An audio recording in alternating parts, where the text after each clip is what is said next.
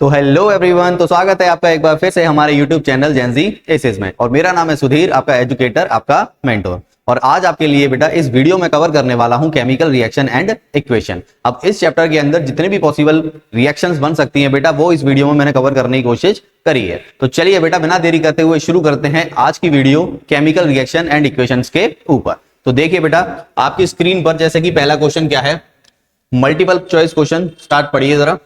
Which of the following is the correct observation of the reaction shown in the above? अब आपको एक diagram दे रखा है बेटा, इस डायग्राम को देखकर आपको बताना है कि रिएक्शंस को कौन सी कंडीशन सेटिस्फाई कर रही हैं। सबसे पहली चीज यहां पर बेटा देखो, एक मैग्नीशियम की रिबन दे रखी है, उसको हम क्या कर रहे हैं, बर्न कर रहे हैं। ठीक है, अब जाहिर सी बात है बेटा, बर्न करेंगे तो ऑक्सीजन की प्रेजेंस में ही करेंगे।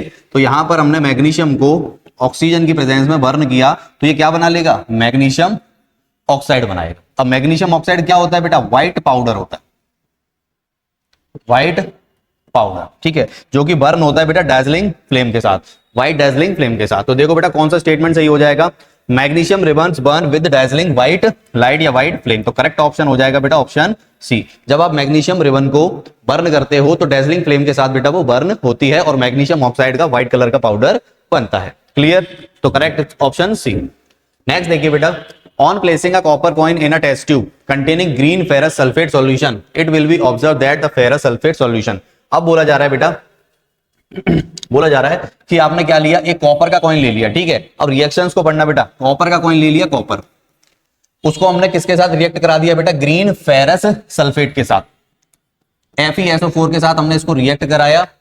It will be observed that what is ferrous sulfate solution। अब बोला जा रहा है बेटा तो इस फेरस सल्फेट सॉल्यूशन का जो कलर होगा वो क्या होगा। तो सबसे पहली चीज जरा देखो, यहां पर अगर मैं कॉपर और आयरन की बात करूं तो कॉपर हमारा लेस रिएक्टिव होता है बेटा आयरन से, तो कॉपर कभी भी आयरन को डिस्प्लेस नहीं कर पाएगा। तो यहां पर नो रिएक्शन यानी रिएक्शन नहीं होगी, और रिएक्शन नहीं होगी बेटा तो क्या हमारा FeSO4 यानी फेरस सल्फेट का कलर चेंज होगा, नहीं होगा बेटा। तो यहां पर क्या आ जाएगा, नो कलर चेंज। जब रिएक्शन ही नहीं होगी बेटा तो कलर भी चेंज नहीं होगा। तो क्या हो जाएगा option, remains green with no change in the copper coin. कोई चेंज नहीं आएगा बेटा, रिमेन्स ग्रीन यानी ग्रीन ही रहेगा। क्लियर। नेक्स्ट देखिए बेटा, which of the following is an example of simple displacement reaction. बोला जा रहा है कि इसमें से सिंपल डिस्प्लेसमेंट रिएक्शन बताओ कौन सी है। तो यहां पर जरा देखो बेटा, अगर मैं बात करूं इलेक्ट्रोलिसिस ऑफ वाटर की, तो इलेक्ट्रोलिसिस ऑफ वाटर में वाटर का मॉलिक्यूल जो है ब्रेक डाउन होता है हाइड्रोजन और ऑक्सीजन में। ठीक है, तो ये आपकी डिस्प्लेसमेंट रिएक्शन नहीं है, ये हमारी होती है डिकम्पोजिशन रिएक्शन। ठीक है, जो कि इलेक्ट्रिसिटी की मदद से हम वाटर का ब्रेक डाउन करते हैं, तो ये decomposition reaction. The burning of methane, जब मीथेन को आप बर्न करते हो तो हाई अमाउंट में हीट निकलती है बेटा, तो इसको हम बोलते हैं कंबशन रिएक्शन, तो ये भी नहीं होगी। The reaction of a metal with N acid. अब जरा देखो बेटा, मेटल को जब आप एसिड के साथ रिएक्ट करते हो, इसकी रिएक्शन देखना जरा। मेटल, कोई भी एक मेटल ले लेते हैं हम, जैसे कि हमने ले लिया सोडियम, अब उसको किसके साथ रिएक्ट कर रहे हैं बेटा, हम एसिड के साथ। एसिड ले लिया HCl, तो यहां पर देखो बेटा सोडियम जो है मोस्ट रिएक्टिव एलिमेंट है, हाई रिएक्टिव एलिमेंट है बेटा हाइड्रोजन से, तो ये इसकी जगह ले लेगा तो बना लेगा NaCl, और हाइड्रोजन गैस क्या हो जाएगी इधर से अलग। ठीक है, तो यहां पर आप कह सकते हो कि सोडियम जो है बेटा वो हाइड्रोजन को डिस्प्लेस कर रहा है, तो इसीलिए हम इसको क्या बोलेंगे, डिस्प्लेसमेंट रिएक्शन, डिस्प्लेसमेंट रिएक्शन। अब यहां पर देखो बेटा चौथी में प्रेसिपिटेट फॉर्म हो रहा है, तो इसको बोलेंगे प्रेसिपिटेट रिएक्शन, जिसको हम बोलते हैं डबल डिस्प्लेसमेंट रिएक्शन। ठीक है, तो ये भी नहीं होगा। तो करेक्ट ऑप्शन कौन सा हो जाएगा बेटा, ऑप्शन सी। नेक्स्ट देखिए, the pairs which will show displacement reaction is और आर। अब इनमें से बेटा आपको बताना है कि कौन से पेयर हैं जो कि डिस्प्लेसमेंट रिएक्शन को शो कर रहे हैं। सबसे पहले NaCl solution and copper metal. जब आप NaCl को कॉपर के साथ रिएक्ट कराते हो तो अब जरा देखो बेटा, यहां पर सोडियम दे रखा है, यहां पर कॉपर। अब कॉपर जो है लेस रिएक्टिव है सोडियम से, तो वो कभी भी सोडियम को उसकी जगह से नहीं हटा पाएगा, और नहीं हटाएगा तो यहां पर रिएक्शन पॉसिबल नहीं होगी। तो ये कौन सी रिएक्शन, ये पॉसिबल रिएक्शन ही नहीं। ठीक है, नेक्स्ट देखो बेटा, AgNO3 solution and copper metal. अब फिर से देखो बेटा, यहां पर क्या दे रखा है, सिल्वर, और यहां पर क्या दे रखा है, कॉपर।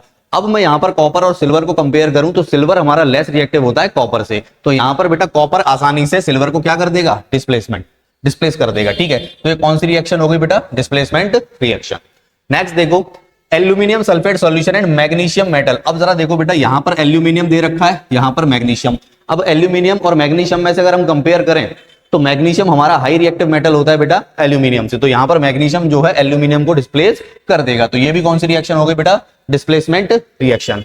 लास्ट है हमारा zinc sulphate solution and iron metal. अब यहां पर देखो बेटा आयरन और जिंक को कंपेयर किया जा रहा है, तो जिंक हमारा मोर रिएक्टिव होता है आयरन से, तो आयरन इसको डिस्प्लेस नहीं कर पाएगा, और डिस्प्लेस नहीं कर पाएगा तो डिस्प्लेसमेंट रिएक्शन भी नहीं होगी। तो यहां पर करेक्ट ऑप्शन कौन सा हो जाएगा बेटा, सेकंड एंड थर्ड, यानी ऑप्शन बी। अब जिसको भी बेटा रिएक्टिविटी सीरीज याद नहीं है वो याद कर लेना कि ये हमने कैसे कंपेयर किया, तो वो रिएक्टिविटी सीरीज से बेटा हमने निकाला, जैसे कि मैं यार साइड में लिख दे रहा हूं, आप एक बार याद कर लेना, ठीक है।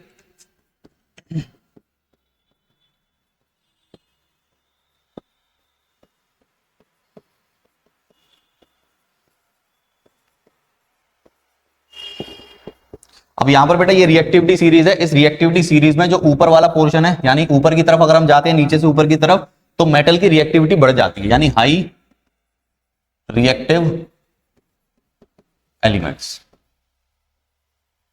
और यहां की अगर बात करूं तो ये लो रिएक्टिव एलिमेंट्स। तो इस रिएक्टिविटी सीरीज से बेटा हमने पता लगाया कि कौन सा एलिमेंट किसको डिस्प्लेस कर पाएगा। क्लियर है बेटा, तो यहां पर करेक्ट ऑप्शन हो जाएगा बी वाला, सेकंड एंड थर्ड जो है बेटा वो डिस्प्लेसमेंट रिएक्शन को परफॉर्म कर रहा है। नेक्स्ट देखिए, identify the product which represent the solid state in the given reaction. अब इस डायग्राम को देखो और पता करो कि किस किस की रिएक्शन हो रही है और कौन सा सॉलिड स्ट्रक्चर यहां पर बनेगा या कौन सा कंपाउंड बनेगा। सबसे पहले जरा देखो बेटा, इस वाली टेस्ट ट्यूब के अंदर है सोडियम सल्फेट और इस वाली टेस्ट ट्यूब के अंदर है बेटा बेरियम क्लोराइड, तो यानी सोडियम सल्फेट और बेरियम क्लोराइड की यहां पर रिएक्शन हो रही है। तो जरा देखते हैं बेटा, सोडियम सल्फेट Na2SO4 और इसकी हमारी किसके साथ रिएक्शन हो रही है बेटा, बेरियम क्लोराइड। तो यहां से देखो बेटा रिएक्शन क्या बनेगी, यहां से जो है बेरियम और सोडियम एक दूसरे की पोजीशन को इंटरचेंज कर लेंगे, तो ये बन जाएगा बेटा NaCl प्लस BaSO4। अब यहां पर जो BaSO4 है ना बेटा, यही हमारा है व्हाइट PPT, इसको हम बोलते हैं व्हाइट प्रेसिपिटेट। तो किसकी फॉर्मेशन हो रही है बेटा, BaSO4 की, यानी बेरियम सल्फेट। तो करेक्ट ऑप्शन कौन सा हो जाएगा बेटा, ऑप्शन बी, बेरियम सल्फेट यहां पर फॉर्मेशन हो रही है जब आप सोडियम सल्फेट और बेरियम क्लोराइड को रिएक्ट कराते हो। नेक्स्ट देखिए बेटा, identify the correct option from the given table which represent the type of reaction occurring step 1 and step 2। इस डायग्राम को ध्यान से देखो और आपको बताना है कि स्टेप 1 के अंदर और स्टेप 2 के अंदर किस तरह की रिएक्शन हो रही है। सबसे पहली चीज यहां पर लाइमस्टोन की बात करी जा रही है बेटा। अब लाइमस्टोन क्या होता है, कैल्शियम कार्बोनेट। लाइमस्टोन क्या होता है बेटा, हमारा कैल्शियम कार्बोनेट। तो कहीं ना कहीं यहां पर कैल्शियम कार्बोनेट का हम ब्रेक डाउन कर रहे हैं और ब्रेक डाउन करेंगे तो बेटा जाहिर सी बात है हमें हीट देनी पड़ेगी और यहां पर क्या मिलेगा हमें, कैल्शियम ऑक्साइड। क्या मिल जाएगा बेटा, कैल्शियम ऑक्साइड। अब मुझे एक बात बताओ बेटा, अब कैल्शियम कार्बोनेट को जब आप ब्रेक डाउन करोगे तो हीट एनर्जी देनी पड़ेगी ना। देखो यहां लिखा है हीटेड, यानी हीट एनर्जी दे रहे हो तो बेटा स्टेप 1 में ये कौन सी रिएक्शन हो गई, एंडोथर्मिक। कौन सी हो जाएगी, एंडोथर्मिक।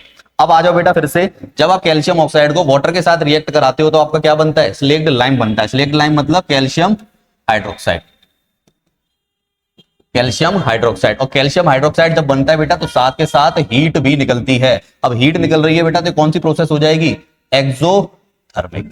कौन सी हो जाएगी बेटा, एक्सोथर्मिक। यानी पहले वाले स्टेप में आप कैल्शियम कार्बोनेट को हीट दे रहे हो इसीलिए एंडोथर्मिक, और दूसरे वाले में बेटा कैल्शियम हाइड्रोक्साइड बनने के साथ साथ हीट बाहर निकल रही है और हीट बाहर निकलेगी इसीलिए इसको हम क्या बोलेंगे, एक्सोथर्मिक। तो पहली वाली स्टेप 1 जो है बेटा वो है हमारी एंडोथर्मिक, यानी एंडोथर्मिक और एक्सोथर्मिक, यानी करेक्ट ऑप्शन ये हो जाएगा बेटा ये वाला, option C, endothermic step 1, exothermic step 2। Clear.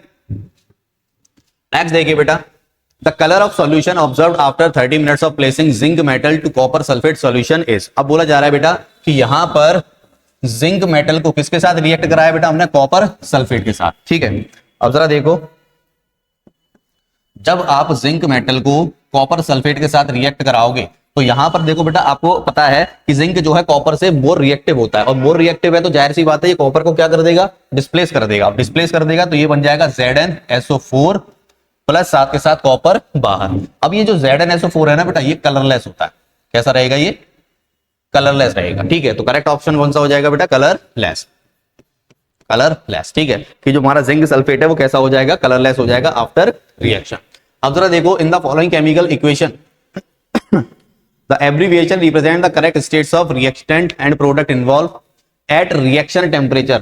Most important question, इसको मार्क कर लेना बेटा। यहां पर बच्चे अक्सर गलती कर जाते हैं क्योंकि वो क्वेश्चन को ध्यान से नहीं पढ़ते। यहां पर बेटा कंडीशन दे रखी है रिएक्शन टेम्परेचर पे। ठीक है, कि ये जो पूरा प्रोसेस होगा वो किस पर होगा, रिएक्शन टेम्परेचर पर। तो अब जरा देखो बेटा, आपको स्टेट्स बतानी है रिएक्टेंट की और प्रोडक्ट की। तो अब देखो बच्चे गलती कहां करते हैं बेटा, वो देखते हैं कि हाइड्रोजन गैस और ऑक्सीजन गैस दोनों आपस में मिक्स हुई तो वाटर बन जाता है, जो कि लिक्विड स्टेट में पाया जाता है। अब बच्चे यही गलती कर देंगे बेटा, क्योंकि आप वो रिएक्शन टेम्परेचर को नहीं पढ़ते। यहां पर जो करेक्ट ऑप्शन होगा बेटा वो ऑप्शन डी होगा। क्यों? उसका रीजन सुनिए कि जब हाइड्रोजन और ऑक्सीजन आपस में बेटा बॉन्ड बनाते हैं या एक दूसरे से रिएक्ट करते हैं, तो ये एक तरह की एक्सोथर्मिक रिएक्शन होती है। अब एक्सोथर्मिक रिएक्शन है तो जाहिर सी बात है कि जब हाइड्रोजन और ऑक्सीजन मिलेंगे तो हीट निकलेगी। अब उस हीट की वजह से जो H2O का मॉलिक्यूल है बेटा वो वेपर फॉर्म में बनेगा। किसमें बनेगा? वेपर फॉर्म में, यानी गैसियस स्टेट में बनेगा।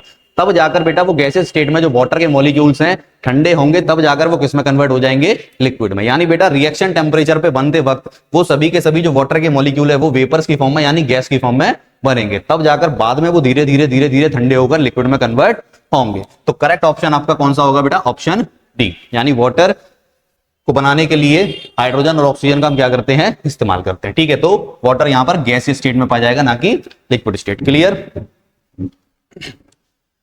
It is important to balance the chemical equation to satisfy the law of conservation of mass. Which of the following statement of the law is incorrect? ठीक है, इसमें incorrect statement पूछा है बेटा law of conservation of mass के लिए। अब आपको पता है कि अगर chemical equation की बात करें तो जितने रिएक्टेंट में मास होता है उतना ही हमारा मास किसमें होना चाहिए बेटा? प्रोडक्ट में होना चाहिए। और मास किस पे डिपेंड करता है? नंबर ऑफ एटम्स पे। तो जितने रिएक्टेंट में नंबर ऑफ एटम्स होंगे उतने ही हमारे प्रोडक्ट में होने चाहिए। ये हमारा law of conservation of mass कहता है बेटा केमिकल इक्वेशन के लिए। अब बोला जा रहा है कि कौन सा स्टेटमेंट यहां पर इनकरेक्ट है, गलत है। ठीक है, तो पहला देखो, the total mass of the elements present in the reactant is equal to the total mass of the element present in the product. तो अभी मैंने जो बोला बेटा कि रिएक्टेंट में जितना मास होना चाहिए उतना ही हमारा किसमें हो? प्रोडक्ट में। तो ये स्टेटमेंट करेक्ट है। नेक्स्ट देखो, the number of atoms of the each element remains the same before and after the chemical reaction. अब केमिकल रिएक्शन होने के बाद भी बेटा नंबर ऑफ एटम्स क्या रहते हैं? सेम रहते हैं। सिर्फ नंबर ऑफ एटम्स का क्या होता है? इंटरचेंज होता है, आयंस का एक्सचेंज होता है। ठीक है, तो यहां पर बेटा क्या होगा? ये भी करेक्ट स्टेटमेंट है। नेक्स्ट देखो, the chemical composition of the reactant is same before and after the reaction. अब ये स्टेटमेंट गलत है बेटा, क्योंकि किसी भी केमिकल रिएक्शन के दौरान अगर कुछ चेंज होता है तो वो एटम्स की केमिकल कंपोजिशन ही होती है। ठीक है, मान लेते हैं यहां पर एटम्स की कंपोजिशन कुछ और होगी रिएक्टेंट में और प्रोडक्ट में उसकी कंपोजिशन कुछ और होगी। ठीक है, रीअरेंजमेंट हो जाता है। तो ये हमारा इनकरेक्ट स्टेटमेंट है, तो option C. Clear? Fe2O3 plus 2Al Al2O3 plus 2Fe। आपको एक रिएक्शन दे रखी है, बोला जा रहा है the above reaction is an example of a. अब ये किस तरह की रिएक्शन है बेटा? अब जरा देखो, यहां पर आपको ध्यान से दिख रहा हो तो ये एल्यूमिनियम ने आयरन को क्या कर दिया? डिस्प्लेस कर दिया और उसकी जगह ले ली। ठीक है, अब एल्यूमिनियम हाई रिएक्टिव मेटल है, अगर मैं उसे कंपेयर करूं आयरन से, तो एल्यूमिनियम ने आयरन को डिस्प्लेस कर दिया, तो किस तरह की रिएक्शन होगी बेटा? Displacement reaction. तो करेक्ट ऑप्शन कौन सा हो जाएगा? Option D, displacement reaction. Next देखिए, some type of chemical reaction are listed below. अब कुछ तरह की बेटा आपको यहां पर केमिकल रिएक्शन दे रखी है, जैसे कि decomposition reaction, combination, displacement, double displacement और जो भी। ठीक है, which of the following reactions are of same type. अब बोला जा रहा है कि इन चारों रिएक्शंस में से कौन सी ऐसी दो रिएक्शन है जो कि सेम टाइप की है। ठीक है, दो हैं, तीन है, चार हैं, जो भी। तो चेक करते हैं बेटा। अब यहां पर देखो, यहां पर सिल्वर और सोडियम एक दूसरे की पोजीशन को इंटरचेंज कर रहे हैं। अब दो एलिमेंट्स एक दूसरे की पोजीशन को इंटरचेंज करते हैं तो वो कौन सी रिएक्शन कहलाती है बेटा? Double displacement. तो ये है हमारी बेटा double displacement, double displacement reaction. अब यहां पर देखो बेटा, मैग्नीशियम ने हाइड्रोजन को क्या कर दिया? डिस्प्लेस कर दिया। अब ये एक एलिमेंट को डिस्प्लेस कर रहा है, तो ये सिंगल डिस्प्लेसमेंट रिएक्शन होगी। सिंगल या सिंपल डिस्प्लेसमेंट भी बोलते हैं इसको। ठीक है, सिंगल डिस्प्लेसमेंट। अब जरा देखो बेटा, यहां पर मीथेन को ऑक्सीजन के साथ क्या किया जा रहा है? बर्न किया जा रहा है, तो कार्बन डाइऑक्साइड और वाटर बन रहा है। तो मीथेन को जब बर्न करते हैं तो हाई अमाउंट में हीट निकलती है, इसीलिए हम इसको क्या बोलते हैं बेटा? Combustion reaction, combustion reaction. ठीक है, नेक्स्ट देखो, KOH H2SO4। अब जरा देखो बेटा, यहां पर ये पोटेशियम और हाइड्रोजन एक दूसरे की पोजीशन को इंटरचेंज कर रहे हैं, तो यहां पर भी दो एलिमेंट एक दूसरे की पोजीशन को इंटरचेंज करेंगे, तो ये भी कौन सी हो जाएगी बेटा? Double displacement, double displacement. तो कौन कौन सी सेम है बेटा? एक तो P वाली सेम है, दूसरी S वाली सेम है, दोनों ही डबल डिस्प्लेसमेंट है। तो करेक्ट ऑप्शन कौन सा हो जाएगा? Option D, option D. Clear? Next देखिए बेटा, 3 beakers labelled A, B, C each containing 25 ml of water.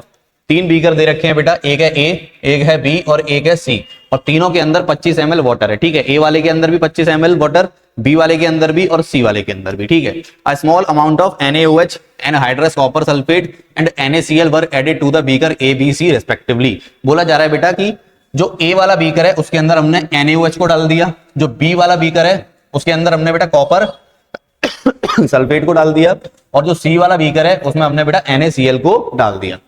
अब आगे बोल रहा है बेटा it was observe that there was an increase in the temperature of the solution contained in beaker A and B. और बोला जा रहा है बेटा कि हमने क्या ऑब्जर्व करा कि बीकर ए और बीकर बी के अंदर बेटा टेम्परेचर इंक्रीज हो रहा है, ठीक है। Whereas in case of beaker C the temperature of the solution falls, which one of the following statement is are correct. और बोला जा रहा है बेटा आगे कि ए और बी का जो टेम्परेचर उन्होंने नोटिस करा वो इंक्रीज हो रहा था, और सी वाले कंटेनर के या सी वाले बीकर के अंदर टेम्परेचर डिक्रीज हो रहा था। अब मुझे एक बात बताओ बेटा, टेम्परेचर इंक्रीज कब होता है? जब हीट निकलती है। अब हीट निकलेगी तो कौन सी तरह की रिएक्शन हो गई? एक्सोथर्मिक। तो हम यहां ये कह सकते हैं बेटा कि ए और बी इसका अगर टेम्परेचर इंक्रीज हो रहा है तो ये कौन सी रिएक्शन है बेटा? एक्सोथर्मिक। कौन सी रिएक्शन है बेटा? ये एक्सोथर्मिक। और सी वाले का बेटा टेम्परेचर इसका तो इंक्रीज हो रहा था, इसका टेम्परेचर डिक्रीज हो रहा है, इसका मतलब बेटा ये कौन सी रिएक्शन है? एंडोथर्मिक। यहां से हीट बाहर निकल रही होगी, ये हीट को एब्सॉर्ब कर रहा होगा। क्लियर है बेटा? तो देखो ऑप्शन कौन सा सही है। In a beaker A and B exothermic process has occurred. तो देखो ए और बी के अंदर बेटा एक्सोथर्मिक प्रोसेस हो रहा है, तो ये स्टेटमेंट क्या है? करेक्ट। नेक्स्ट देखो in a beaker A and B endothermic. Endothermic तो है ही नहीं जब एक्सोथर्मिक है, तो ये गलत। In beaker C exothermic. अब सी के अंदर बेटा एंडोथर्मिक है, एक्सोथर्मिक नहीं है, तो ये भी गलत। तो in beaker C endothermic process has occurred. तो ऑप्शन कौन से करेक्ट हो गए बेटा? एक तो फर्स्ट वाला और एक फोर्थ वाला। तो फर्स्ट एंड फोर्थ यानी ऑप्शन सी। ऑप्शन सी यहां पर क्या हो जाएगा बेटा? करेक्ट हो जाएगा। क्लियर है? नेक्स्ट देखिए silver jewellery becomes black on prolonged exposure to air, it is due to the formulation of. बोला जा रहा है बेटा कि सिल्वर की जो ज्वेलरीज होती हैं जब आप उनको एयर की प्रेजेंस में खुले में बहुत समय तक रख देते हो तो उसके ऊपर ब्लैक कोटिंग चढ़ जाती है, ठीक है। तो वो क्या होती है? ब्लैक कोटिंग किसकी होती है, ये आपसे पूछा है। तो जरा देखो बेटा, सिल्वर एयर की प्रेजेंस में छोड़ोगे तो एयर की प्रेजेंस, एयर में बेटा क्या प्रेजेंट होते हैं? हमारे हाइड्रोजन सल्फाइड यानी H2S, और जब इसके साथ ये रिएक्ट करेगा बेटा तो ये बना लेगा तुम्हारा Ag2S, और साथ के साथ क्या बना लेगा बेटा? Hydrogen gas. क्लियर है? तो यहां पर जो Ag2S ये है ना बेटा, यही हमारी ग्रे कलर की हल्की सी जो ब्लैकिश पड़ती है, ब्लैकिश ग्रे जो होती है वही हमारी ये लेयर होती है, ठीक है। या कह सकते हो ना कोरोजन हो गया, चांदी काली पड़ गई, वो यही होता है बेटा सिल्वर सल्फाइड की लेयर, ठीक है। तो करेक्ट ऑप्शन कौन सा हो जाएगा बेटा? Option B. Option B. Clear? Next देखिए when 2 ml of sodium hydroxide solution is added to few pieces of granuled zinc in a test tube and then warm the reaction that occurs can be written in the form of a balanced chemical equation as। बोला जा रहा है बेटा कि zinc को हमने sodium hydroxide के साथ रिएक्ट करा दिया। अब सोडियम हाइड्रोक्साइड मतलब NaOH, और जब इसको जिंक के साथ रिएक्ट कराओगे तो ये क्या बना देगा बेटा? ये बना देगा हमारा Na2ZnO2, और साथ के साथ क्या बना देगा बेटा? ये हाइड्रोजन गैस, ठीक है। ये आपसे पूछा है तो आप देख लो बेटा कौन सी रिएक्शन सेटिस्फाई हो रही है। इसके अंदर NaZnO2 गलत है, इसके अंदर Na2ZnO2 बन रहा है, ठीक है। हाइड्रोजन गैस भी बन रही है, यही में भी करेक्ट है। और देख लेते हैं बेटा, इसके अंदर NaZnO2 गलत है, Na2ZnO2 H2, इसमें वाटर बन रहा है बेटा, तो ये गलत है, ठीक है। तो करेक्ट ऑप्शन कौन सा हो गया? Option B. तो वो हमारी रिएक्शन है बेटा, तो ऑप्शन बी करेक्ट हो जाएगा। नेक्स्ट देखिए which is the correct match of the given gases with their test, ठीक है। अब जरा देखो बेटा, जब भी आपसे इस तरह के क्वेश्चन आ जाए तो जरूरी नहीं है आपको हर गैस के बारे में इंफॉर्मेशन हो, ठीक है। लेकिन कुछ बेसिक गैस हैं बेटा जो आपने पूरे चैप्टर में और आगे आने वाले चैप्टर में बेसिकली पढ़ी है, तो उनसे आप रिलेट कर सकते हो और ऑप्शन का पता लगा सकते हो। जैसे कि एग्जाम्पल आपने हाइड्रोजन गैस के बारे में पढ़ा है। अब हाइड्रोजन गैस को जब आप बर्न करते हो तो कौन से साउंड के साथ फूटती है बेटा? वो पॉप साउंड के साथ, ठीक है। ये आपको पता है, ठीक है। तो सबसे पहले हाइड्रोजन गैस को ही चलो हम यूज करते हैं। तो हाइड्रोजन गैस पॉप साउंड के साथ क्या होती है बेटा? बर्न होती है, ठीक है। तो यानी ई वाले का कौन सा आंसर हो गया बेटा? पहला। ई वाले का कौन सा आंसर हो गया? पहला। ऑप्शंस में आ जाओ अभी। अब ई वाले का पहला चेक कर लो बेटा, ई वाले का पहला, ई वाले का पहला, ई वाले का पहला, ई वाले का इसमें फिफ्थ है, तो ये ऑप्शन तो यहीं से गलत, ठीक है। नेक्स्ट आ जाओ बेटा, और कौन सी एक ऐसी गैस है जिसके बारे में आपने पढ़ रखा है? दूसरी है बेटा हमारी carbon dioxide. Carbon dioxide gas के बारे में पढ़ा है। अब कार्बन डाइऑक्साइड के बारे में क्या पढ़ा है आपने? कि वो लाइम वाटर को क्या कर देती है बेटा? मिल्की कर देती है। एक तो ये चीज पढ़ी है। दूसरी, कार्बन डाइऑक्साइड जो है आग बुझाने के काम आती है, ठीक है। ऑक्सीजन गैस सपोर्टर होती है किसकी? फायर की। लेकिन बेटा जो कार्बन डाइऑक्साइड गैस है वो आग बुझाने के काम आती है। अब आग बुझाने के लिए कौन आता है बेटा? Fire extinguisher. ठीक है, तो जरा देखो कार्बन डाइऑक्साइड गैस जो है बेटा वो फायर एक्सटिंग्विशर में काम आएगी, यानी बी वाले का आंसर कौन सा है? 2। ठीक है, अब आ जाओ बेटा, बी वाले का 2, एक बी वाले का 2 इसमें है, एक इसमें है, तो ये ऑप्शन बी बाहर। ठीक है, तीसरा देखो बेटा ऑक्सीजन गैस। अब ऑक्सीजन गैस क्या करती है? आग जलाने में मदद करती है, यानी बेटा सपोर्टर ऑफ कंबशन। ठीक है, तो जरा देखो बेटा oxygen gas supporter of combustion, तो सी वाले का 4। अब देख लो बेटा सी वाले का 4 यही है बस, तो ये भी ऑप्शन से बाहर। तो करेक्ट ऑप्शन कौन सा हो गया बेटा? Option C. अब जरा देखो बेटा आपको सारी की सारी गैसेस को भी पढ़ने की जरूरत नहीं पड़ी, अगर मान लो आपको जरा भी हिंट है 2 या 2 से ज्यादा गैसेस की, तो आप इजीली बेटा करेक्ट ऑप्शन लगा सकते हो। ठीक है, तो ये आपका सी वाला करेक्ट ऑप्शन हो जाएगा। तो ए वाला 3, यानी बेटा ए का आंसर क्या हो जाएगा? Brown fumes. तो नाइट्रोजन गैस, जो नाइट्रोजन डाइऑक्साइड जो गैसेस होती हैं उनकी ब्राउन फ्यूम्स निकलती हैं, ये आपको पता है। ठीक है, बी वाला हमारा हो ही गया, सी और डी। अब क्या बचा? डी वाला बचा बेटा। अब डी वाला एक ही बचता, कैरेक्टरिस्टिक्स ऑफ पंजेंट स्मेल। तो सल्फर डाइऑक्साइड की जो स्मेल होती है वो पंजेंट स्मेल होती है, ये भी आपको पता है। क्लियर है बेटा? तो यहां से correct option C. Which of the following are incorrect statement. अब इसमें बोला है बेटा इनकरेक्ट कौन सा है? When magnesium ribbon burn with oxygen, जब आप मैग्नीशियम रिबन को ऑक्सीजन के साथ बर्न करते हो तो इनकरेक्ट कौन सा है? तो जरा देखो बेटा, magnesium ribbon burn with a dazzling white flame, correct statement है। जब आप मैग्नीशियम रिबन को बर्न करते हो तो व्हाइट डेजलिंग फ्लेम के साथ बर्न होती है, करेक्ट है। White powder of magnesium hydroxide is formed. अब बोला जा रहा है बेटा कि जब आप मैग्नीशियम को, रिएक्शन अभी लिखी थी, मैग्नीशियम को ऑक्सीजन के साथ रिएक्ट कराते हो तो मैग्नीशियम ऑक्साइड बनता है बेटा, जो कि हमारा व्हाइट पाउडर होता है। ठीक है, मैग्नीशियम ऑक्साइड का होता है, ना कि बेटा मैग्नीशियम हाइड्रोक्साइड का। तो ये स्टेटमेंट गलत। ठीक है, नेक्स्ट देखिए, white powder of magnesium oxide is form. Magnesium oxide का व्हाइट पाउडर फॉर्म होता है, करेक्ट है। Magnesium is getting oxidise. अब यहां पर देखो बेटा, मैग्नीशियम से जाकर यहां पर ऑक्सीजन जुड़ रहा है। अब ऑक्सीजन जुड़ रहा है, इसका मतलब बेटा मैग्नीशियम क्या हो रहा है? ऑक्सीडाइज हो रहा है। तो ये स्टेटमेंट भी करेक्ट। अब ऑक्सीडाइज हो रहा है तो रिड्यूस तो हो नहीं सकता, तो ये गलत। अब इसमें क्या पूछा है बेटा? इनकरेक्ट पूछा है आपसे। ठीक है, अब इनकरेक्ट कौन कौन से हो गए? एक तो सेकंड हो गया और एक फिफ्थ हो गया। तो करेक्ट ऑप्शन कौन सा हो जाएगा बेटा आपका? D, second and fifth. Clear है? इनकरेक्ट। नेक्स्ट देखिए बेटा, consider the following table by observing the given flow chart. अब आपको यहां पर एक रिएक्शन दे रखी है, उसमें y और z को भी आपको फाइंड करना है। ठीक है, अब एक चार्ट दे रखा है, एक में सब्सटेंस और एक में कलर ऑब्जर्व। अब करेक्ट ऑप्शन आपको फाइंड करना है। तो सबसे पहली चीज यहां पर मैं इस रिएक्शन को पूरा करूंगा बेटा पहले, कि कॉपर को ऑक्सीजन के साथ हमने रिएक्ट कराया। अब कॉपर को ऑक्सीजन के साथ रिएक्ट कराओगे तो वो क्या बनता है बेटा? Copper oxide. अब कॉपर ऑक्साइड का कलर कैसा होता है? कॉपर ऑक्साइड का कलर होता है बेटा ब्लैक। क्या होता है?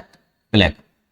ठीक है, तो यहां पर बेटा जो y की वैल्यू आई वो आपकी क्या आ गई? Copper oxide. आगे बोला जा रहा है बेटा कि कॉपर ऑक्साइड को आप और हीट करते हो हाइड्रोजन की प्रेजेंस में, हाइड्रोजन से रिएक्ट कराते हो। ठीक है, तो आपका क्या बनेगा बेटा? एक तो यहां पर कॉपर अलग हो जाएगा प्लस वाटर बनेगा। अब यहां पर Z की वैल्यू क्या हो गई बेटा? कॉपर। अब कॉपर का कलर कैसा होता है? रेडिश ब्राउन, कुछ इस तरह का होता है। ठीक है, रेडिश ब्राउन। ठीक है, रेडिश ब्राउन कलर का होता है, तो ब्राउन चल जाए। तो यानी बेटा Y यहां पर हमारा कॉपर ऑक्साइड है जो कि ब्लैक कलर का है, और Z हमारा बेटा कॉपर है जो कि ब्राउन कलर का है। ठीक है, अब यहां पर फाइंड क्या करना है बेटा हमें? एक तो Y और एक Z। तो बेटा X और X वाले तो आ ही नहीं सकते क्योंकि X फाइंड ही नहीं करना, तो पहले से ही ऑप्शन से बाहर। ठीक है, अब Y वाले को देख लो बेटा, Y का कलर क्या ब्लैक है?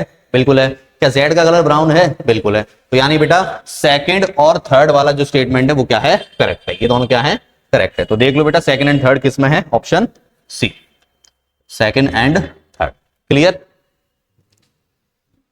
नेक्स्ट देखिए बेटा, a compound X used in the manufacturing of cement. बोला जा रहा है बेटा कि X कंपाउंड है जो कि सीमेंट की मैन्युफैक्चरिंग में काम आता है। तो हमें पता है बेटा कि कैल्शियम ऑक्साइड, कैल्शियम ऑक्साइड जो है बेटा वो हमारी सीमेंट को बनाने में काम आता है। When X react with water, बोला जा रहा है बेटा ये X है हमारा। ठीक है, जब हम X को रिएक्ट करते हैं किसके साथ? वाटर के साथ, देन फॉर्म्स Y। अब Y फॉर्म होता है। अब देखो बेटा जरा रिएक्शन को पूरा करो। कैल्शियम ऑक्साइड को जब आप वाटर के साथ रिएक्ट कराते हो तो कैल्शियम हाइड्रोक्साइड बनता है और साथ के साथ बेटा हीट निकलती है। तो ये हमारा क्या हो गया बेटा? Y हो गया। ये हमारा X था, वो हमारा Y हो गया। Which is use for white washing balls, identify the correct option. अब जरा देख लो बेटा, X हमारा क्या है? कैल्शियम ऑक्साइड, और Y क्या है बेटा? हमारा कैल्शियम हाइड्रोक्साइड। तो ऑप्शन बी हमारा यहां पर क्या हो जाएगा? करेक्ट। X कैल्शियम ऑक्साइड और Y हमारा कैल्शियम हाइड्रोक्साइड। क्लियर? नेक्स्ट देखिए बेटा, the stone used for making the monument is composed of. अब बोला जा रहा है बेटा कि जो पत्थर होते हैं हमारे, मॉन्यूमेंट्स वगैरह जिसके बनाए जाते हैं, बड़ी बड़ी इमारतें, तो उसके अंदर बेटा क्या होता है, तो आपको पता है बेटा उसके अंदर कैल्शियम कार्बोनेट होता है। क्या होता है बेटा? कैल्शियम कार्बोनेट, ठीक है, जो कि बड़े बड़े पत्थर हो गए, मार्बल्स हो गए, इनके अंदर यूज होता है कैल्शियम कार्बोनेट। नेक्स्ट देखिए, सीमा took a small amount of quicklime or calcium oxide in a beaker and she slowly add water to it and observe the following changes। बोला जा रहा है बेटा कि यहां पर सीमा ने कैल्शियम ऑक्साइड ले लिया, जिसको हम क्विकलाइम भी बोलते हैं, तो कैल्शियम ऑक्साइड ले लिया और उसको किसके साथ रिएक्ट करा दिया? वाटर के साथ, ठीक है, वही पिछली वाली रिएक्शन आ गई बेटा, यहां पर कैल्शियम ऑक्साइड की फॉर्मेशन होगी। अब बोला जा रहा है कि इसमें क्या ऑब्जर्व करते हो, ठीक है, तो अब जरा देखो बेटा, कैल्शियम ऑक्साइड हमारा बेटा सॉलिड फॉर्म में होता है, वाटर हमारा लिक्विड फॉर्म में होता है, और कैल्शियम हाइड्रोक्साइड जो है बेटा वो सॉलिड और लिक्विड दोनों का एक तरीके से मिक्सचर टाइप का होता है, ठीक है, बिल्कुल मिक्सचर टाइप का होता है। तो यहाँ पर स्टेट चेंज हो रही है क्या? बिल्कुल हो रही है बेटा, तो चेंज इन स्टेट करेक्ट है। चेंज इन टेम्परेचर, अब इसके साथ साथ बेटा हीट और निकलती है, और अब हीट निकलेगी तो एक्सोथर्मिक रिएक्शन और उसकी टेम्परेचर क्या हो जाएगी? इंक्रीज हो जाएगी, यानी टेम्परेचर में भी कुछ ना कुछ चेंज आ रहा है। नेक्स्ट देखो बेटा, एवोल्यूशन ऑफ गैस, क्या यहाँ पर कोई भी गैस फॉर्मेशन हो रही है क्या? नहीं, यहाँ पर कोई भी गैस फॉर्मेशन नहीं हो रही, तो ये स्टेटमेंट गलत। चेंज इन कलर, क्या बेटा कोई भी कलर चेंज हो रहा है? नहीं, कैल्शियम ऑक्साइड भी हमारा व्हाइट कलर का होता है और कैल्शियम हाइड्रोक्साइड भी हमारा व्हाइट कलर का ही होता है, तो कोई भी कलर का चेंज भी नहीं है। आगे बोला है which of the following above given changes is are correct, correct पूछा है बेटा, तो करेक्ट कौन कौन सा? एक तो फर्स्ट और एक सेकंड, तो फर्स्ट एंड सेकंड यानी ऑप्शन सी। क्लियर है बेटा? नेक्स्ट देखिए, thermal decomposition of lead nitrate result into a substance X and also released brown fumes Y gas and Z gas which is supporter of combustion, identify the correct data। अब बोला है बेटा कि thermal decomposition of lead nitrate, lead nitrate का हमने यहां कर दिया थर्मल डिकम्पोजिशन, यानी बेटा उसको हीट दी और उसको ब्रेक कर दिया हमने, ठीक है। अब लेड नाइट्रेट PbNO3 का होल ट्वाइस, ठीक है, जब इसको आप ब्रेक करोगे बेटा हीट देकर तो ये किसमें कन्वर्ट हो जाएगा? ये बन जाएगा बेटा PbO यानी lead oxide plus nitrogen dioxide plus साथ के साथ ऑक्सीजन। अब यहां पर उसने बोला भी है बेटा, जरा देखो कि substance lead nitrate result into a substance X, X हमारा क्या हो जाएगा? Lead oxide, and also released brown fumes by. अब आपको पता है कि नाइट्रोजन डाइऑक्साइड जो है बेटा इसी के ब्राउन फ्यूम्स होते हैं, और तीसरा बोला है Z gas which is supporter of combustion, तो यानी बेटा जेड हमारी ऑक्सीजन हो जाएगी जो कंबशन को क्या करती है? सपोर्ट करती है। तो करेक्ट ऑप्शन कौन सा हो जाएगा? जरा देख लो बेटा, एक्स हमारा लेड ऑक्साइड और वाई हमारा नाइट्रोजन डाइऑक्साइड और जेड ऑक्सीजन, यानी ऑप्शन बी। करेक्ट ऑप्शन कौन सा हो जाएगा बेटा? Option B. क्लियर? नेक्स्ट देखिए, Rita heated ferrous sulphate crystal and observe the following observation in chemistry lab, find out which are correct. बोला जा रहा है बेटा कि उसने फेरस सल्फेट को क्या कर दिया? फेरस सल्फेट क्रिस्टल लिया और उसको हीट करना स्टार्ट कर दिया और उसने कुछ ना कुछ ऑब्जर्व किया, find out which are correct. अब ऑप्शन स्टेटमेंट देखो बेटा कौन सा करेक्ट है, ठीक है। सबसे पहले रिएक्शन लिख लेते हैं बेटा, सबसे पहले हम रिएक्शन लिख लेते हैं फेरस सल्फेट FeSO4, जब आप इसको ब्रेक डाउन करोगे तो ये किसमें कन्वर्ट हो जाएगा बेटा? Fe2O3 plus sulphur dioxide plus sulphur trioxide, ठीक है, तो ये रिएक्शन आपकी बनेगी। अब आगे क्या बोला है बेटा? Characteristics odour of burning sulphur, क्या बेटा यहां पर सल्फर फॉर्मेशन हो रही है क्या? सल्फर डाइऑक्साइड, बिल्कुल। तो ये जो सल्फर डाइऑक्साइड है ना बेटा, ये हमारी पंजेंट स्मेल की होती है, ठीक है। कैसी स्मेल होती है इसकी? Pungent smell. तो ये स्टेटमेंट क्या है? करेक्ट है। नेक्स्ट देखो, solid ferric oxide is formed. अब यहां पर ये जो फेरिक ऑक्साइड है बेटा ये कौन सी फॉर्म में होती है? सॉलिड फॉर्म में। ये फॉर्म हो रही है क्या? बिल्कुल हो रही है, करेक्ट है। Oxygen and water are formed, ना तो बेटा देखो प्रोडक्ट के अंदर ना तो कोई ऑक्सीजन है ना ही कोई भी वाटर, तो ये स्टेटमेंट गलत। पाउडर्ड FeS इज फॉर्म्ड, क्या कहीं भी बेटा FeS फॉर्म हो रहा है? नहीं हो रहा, तो ये भी गलत। तो करेक्ट आपसे पूछा है तो फर्स्ट एंड सेकंड हमारा क्या हो जाएगा? करेक्ट, तो ऑप्शन सी हमारा यहां पर correct, first and second. Clear? Next देखिए बेटा, strong heating of ferrous sulphate leads to the formation of a brown solid and two gases. This reaction can be categorized as, अब बिल्कुल वही सेम रिएक्शन फेरस सल्फेट को break down करने की बात करी जा रही है बेटा, यही सेम रिएक्शन है जिसमें दो गैसेस की फॉर्मेशन होती है और एक सॉलिड यानी फेरिक ऑक्साइड फॉर्म होता है और जिसको हम FeSO4 को ब्रेक डाउन करते हैं, ठीक है। तो पूछा जा रहा है ये किस तरह की रिएक्शन है। सबसे पहली चीज कि ब्रेक डाउन हो रहा है बेटा, तो यहां पर आप देख सकते हो कि यहां पर एक बड़ा मॉलिक्यूल मल्टीपल छोटे छोटे मॉलिक्यूल्स में ब्रेक डाउन हो रहा है। ब्रेक डाउन होगा तो डिकम्पोजिशन रिएक्शन, और साथ के साथ एक ऐसी रिएक्शन है बेटा डिकम्पोजिशन के साथ रेडॉक्स रिएक्शन, ठीक है। तो यहां पर डिकम्पोजिशन एंड रेडॉक्स, तो करेक्ट ऑप्शन हो जाएगा बेटा ऑप्शन बी।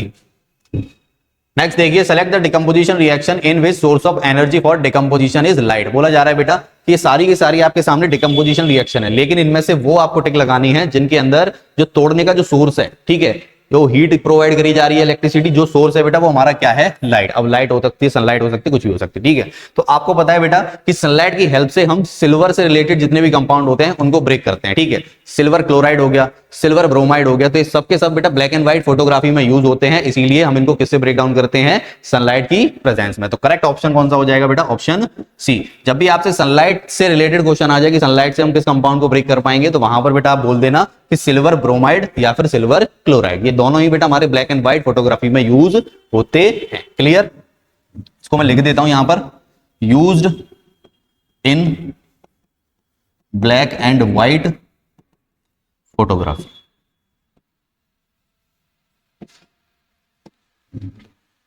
नेक्स्ट देखिए बेटा, calcium oxide react vigorously with water to produce slake lime. बोला जा रहा है कि कैल्शियम ऑक्साइड को जब आप वाटर के साथ रिएक्ट कराते हो तो बेटा विग्रसली, विग्रसली का मतलब क्या है कि हाई अमाउंट में यहां पर हीट निकल रही होगी, और कैल्शियम ऑक्साइड वो कैल्शियम हाइड्रोक्साइड यानी स्लेक लाइम की फॉर्मेशन होती है। This reaction can be classified as find the correct option. अब बोला जा रहा है बेटा कि स्टेटमेंट नीचे पढ़ो और करेक्ट ऑप्शन बताओ कौन सा है, ठीक है। स्टेटमेंट पहला देखो बेटा, ये किस तरह की रिएक्शन है। अब यहां पर रिएक्टेंट में दो कंपाउंड है, दो कंपाउंड मिलकर बेटा एक सिंगल कंपाउंड की फॉर्मेशन कर रहे हैं, तो ये क्या हो जाएगी हमारी कॉम्बिनेशन रिएक्शन, यानी कंबाइंड हो रहे हैं, दो छोटे छोटे मॉलिक्यूल्स कंबाइंड होकर एक बड़ा मॉलिक्यूल फॉर्मेशन कर रहे हैं, ठीक है। तो ये कॉम्बिनेशन रिएक्शन।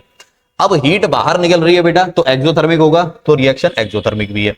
अब एक्सोथर्मिक है तो एंडोथर्मिक हो नहीं सकती। ऑक्सीडेशन रिएक्शन है क्या बेटा, कोई ऑक्सीडेशन रिएक्शन नहीं है, ठीक है। तो करेक्ट ऑप्शन कौन सा हो जाएगा, first and second, first and second यानी option D, option D, first and second. Clear.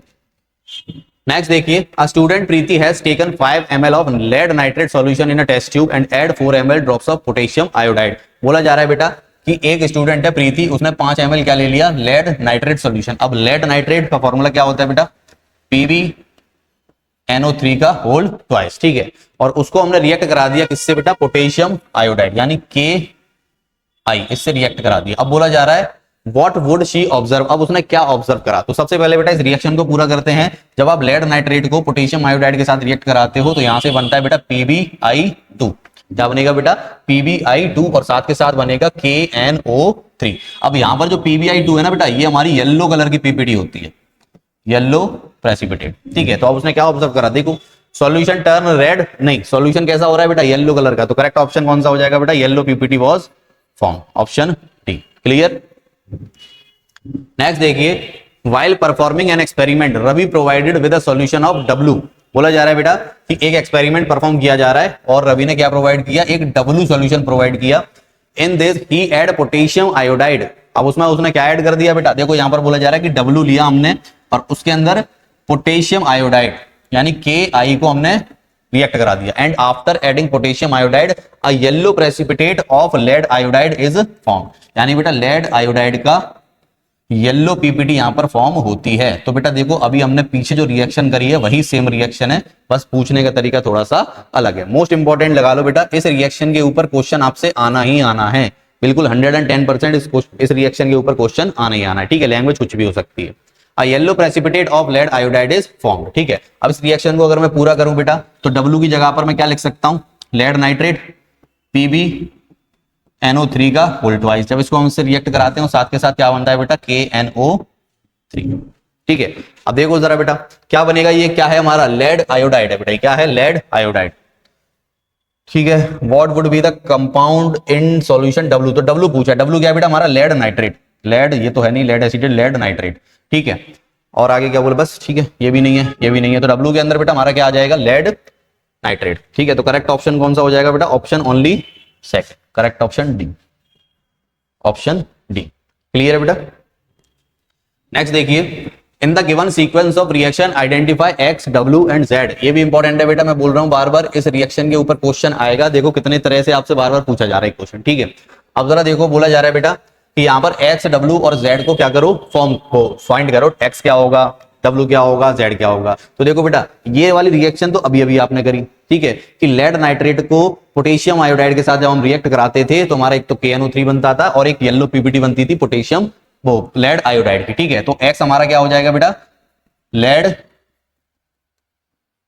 Nitrate, ठीक है। तो यानी X की वैल्यू तो आ गई। अब यहां पर जो येलो पीपीटी फॉर्म होती है वो क्या होती है बेटा हमारी PbI2, XZ भी आ गया। अब जरा देखो बेटा लेड नाइट्रेट को जब आप ब्रेक करते हो तो एक तो नाइट्रोजन डाइऑक्साइड बनती है, दूसरी क्या बनती है हमारी ऑक्सीजन। अब ये ब्रेक डाउन होकर बनेगा क्या बेटा, ये बनेगा हमारा लेड ऑक्साइड। क्या बनेगा, लेड ऑक्साइड। अब जरा देखो बेटा एक्स की वैल्यू PbNO3, यानी ये क्या है, लेड नाइट्रेट। तो लेड नाइट्रेट ये ऑक्साइड है, हटाओ, लेड नाइट्रेट ये भी ऑक्साइड है, इसको हटाओ, ठीक है। दूसरा बेटा जेड पे आ जाओ, जेड क्या है हमारा, लेड आयोडाइड। जेड क्या है बेटा हमारा, लेड आयोडाइड, यानी करेक्ट ऑप्शन ये है, ये नहीं होगा। तो ऑप्शन बी हमारा क्या हो जाएगा बेटा, करेक्ट। क्लियर। नेक्स्ट देखिए, when hydrogen sulphide gas is pass through a blue solution of copper sulphate. अब बोला जा रहा है बेटा कि हाइड्रोजन सल्फाइड गैस को, ठीक है, हमने किसके अंदर पास करा दिया, कॉपर सल्फेट के अंदर। तो कॉपर सल्फेट के अंदर हम किसको पास कराएंगे, हाइड्रोजन सल्फाइड H2S। तो बोला जा रहा है बेटा अब black precipitate of copper sulphide, copper sulphide की एक ब्लैक प्रेसिपिटेट फॉर्म होता है, is obtained and near sulphuric acid so formed remains in a solution. एक तो बेटा देखो हमारा क्या बनेगा, कॉपर सल्फाइड और साथ के साथ एक सल्फ्यूरिक एसिड यानी H2SO4 की फॉर्मेशन होगी।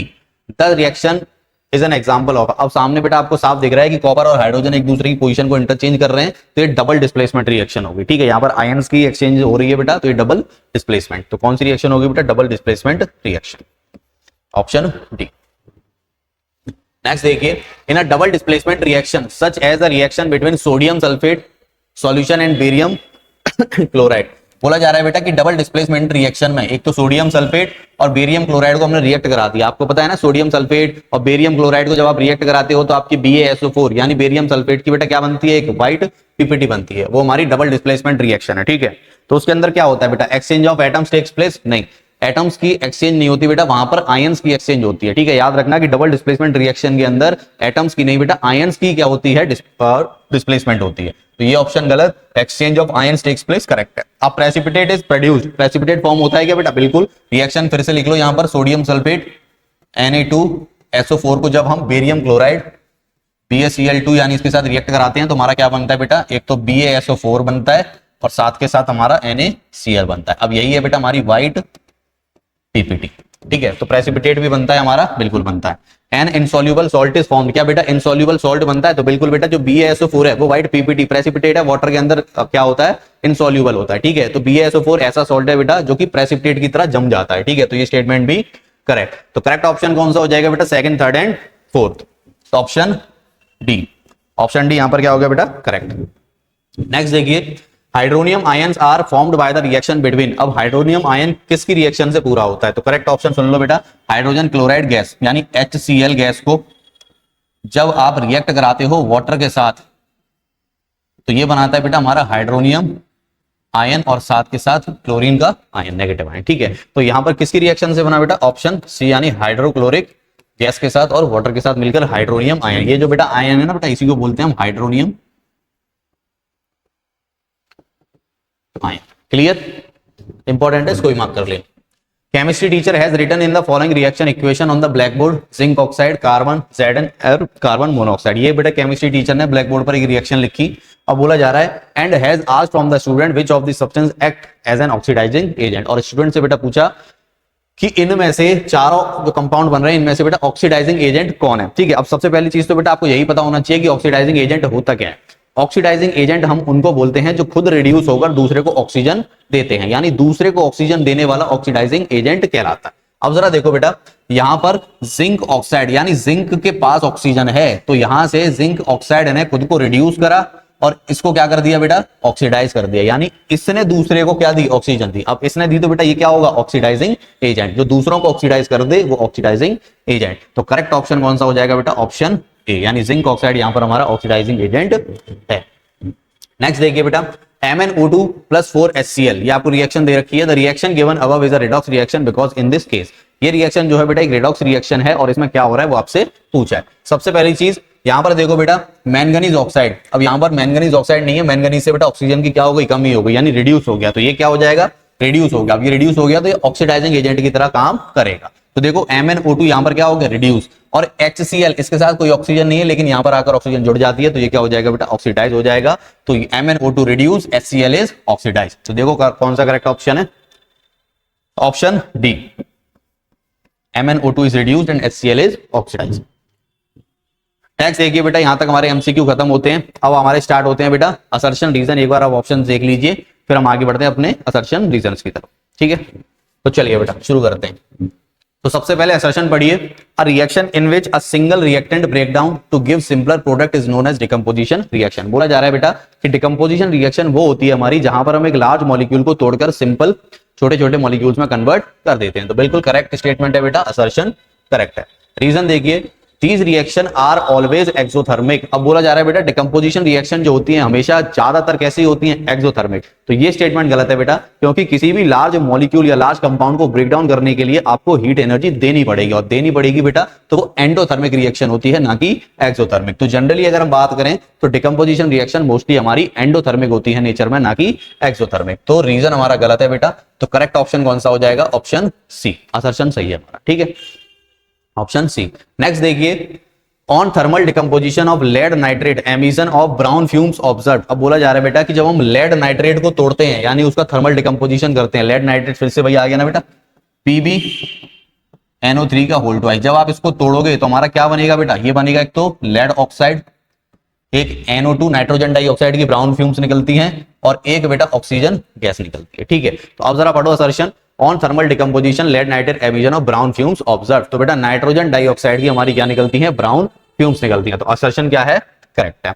रीजन देखो, lead nitrate on heating form solid lead oxide. तो बिल्कुल बेटा सॉलिड में लेड ऑक्साइड बनती है हमारी, और ऑक्सीजन बनती है, और नाइट्रोजन डाइऑक्साइड गैस बनती है। तो ये स्टेटमेंट भी क्या है, करेक्ट। और रीजन जो है असर्शन का करेक्ट एक्सप्लेनेशन दे रहा है। तो बेटा करेक्ट ऑप्शन कौन सा हो जाएगा बेटा, यहां पर हमारा ए, क्लियर।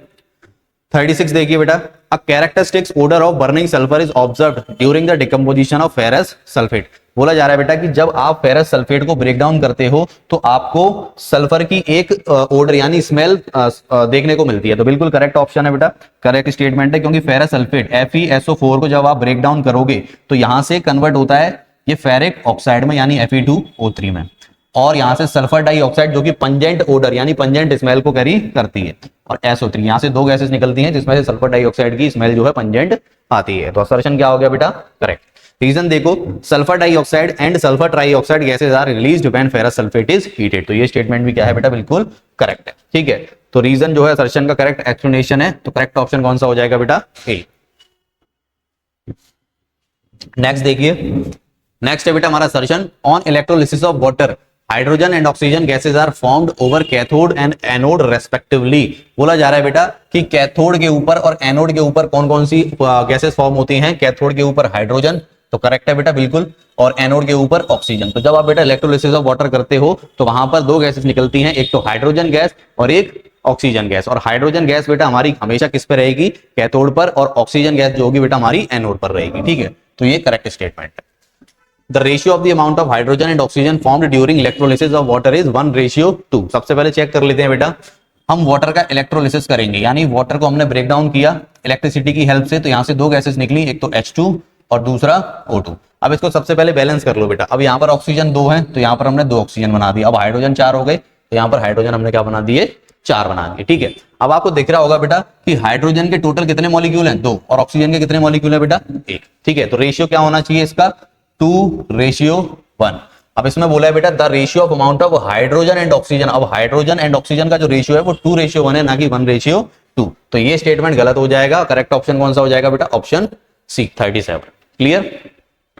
नेक्स्ट देखिए बेटा, while silver chloride on photochemical decomposition turns into gray silver and hydrogen gas। बोला जा रहा है बेटा कि सिल्वर क्लोराइड को जब आप फोटोकेमिकल डिकम्पोजिशन करते हो, सिल्वर क्लोराइड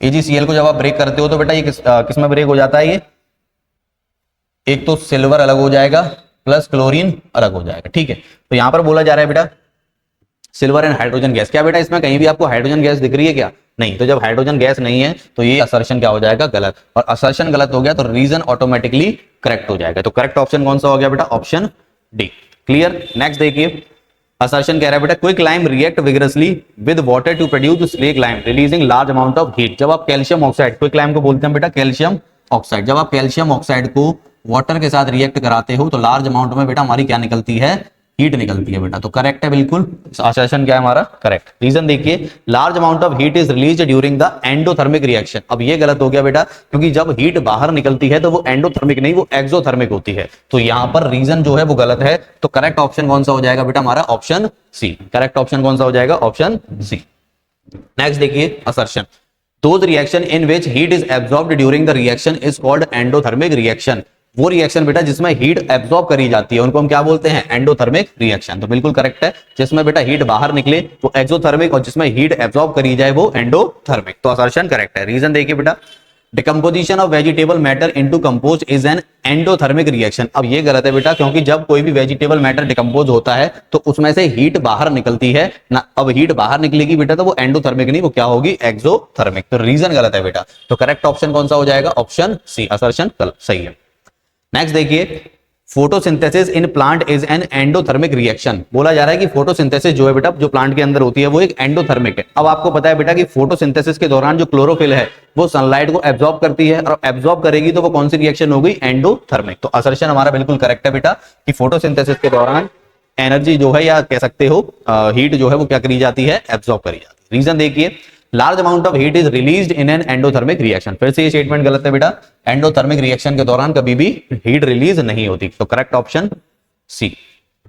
नेक्स्ट देखिए, when zinc is added to copper sulfate solution blue color of the solution gets fade away। तो जरा देखो बेटा, यहां पर हमने जिंक को रिएक्ट कराया किसके साथ, कॉपर सल्फेट के साथ। अब जिंक बेटा कॉपर से मोर रिएक्टिव है, तो वो कॉपर को डिस्प्लेस कर देगा और बना देगा बेटा ZnSO4, और साथ के साथ कॉपर अलग। अब ये जो बेटा ZnSO4 है ना, ये हमारा कलरलेस होता है, ठीक है, और कॉपर सल्फेट इसका कलर होता है ब्लू। जैसे बेटा ये कॉपर सल्फेट से जिंक सल्फेट में कन्वर्ट होगा तो इसका कलर फेड हो जाएगा और कलरलेस में कन्वर्ट हो जाएगा, ठीक है। तो ये स्टेटमेंट क्या है बेटा, बिल्कुल करेक्ट है। रीजन देखिए, zinc being more reactive than copper displaces copper from copper sulphate solution. तो जिंक जो है बेटा मोर रिएक्टिव है कॉपर सल्फेट, कॉपर से, तो वो कॉपर सल्फेट में से कॉपर को क्या कर देगा, डिस्प्लेस कर देगा, रिमूव कर देगा। तो बिल्कुल करेक्ट ऑप्शन है रीजन भी। तो रीजन जो है असर्शन का करेक्ट एक्सप्लेनेशन है, तो आंसर हो जाएगा बेटा यहां पर ए। क्लियर। नेक्स्ट देखिए, when silver metal is added in copper sulfate solution silver sulfate is formed along with the brown color copper। बोला जा रहा है बेटा कि सिल्वर मेटल को जब हमने कॉपर सल्फेट के साथ रिएक्ट कराया, सिल्वर को जब कॉपर सल्फेट के साथ रिएक्ट कराया तो हमें क्या मिला बेटा, silver sulphate is formed along with the brown colour copper, ठीक है। अब सबसे पहली चीज आपको ये पता होना चाहिए बेटा कि सिल्वर जो है वो हमारा लेस रिएक्टिव होता है कॉपर से, ठीक है।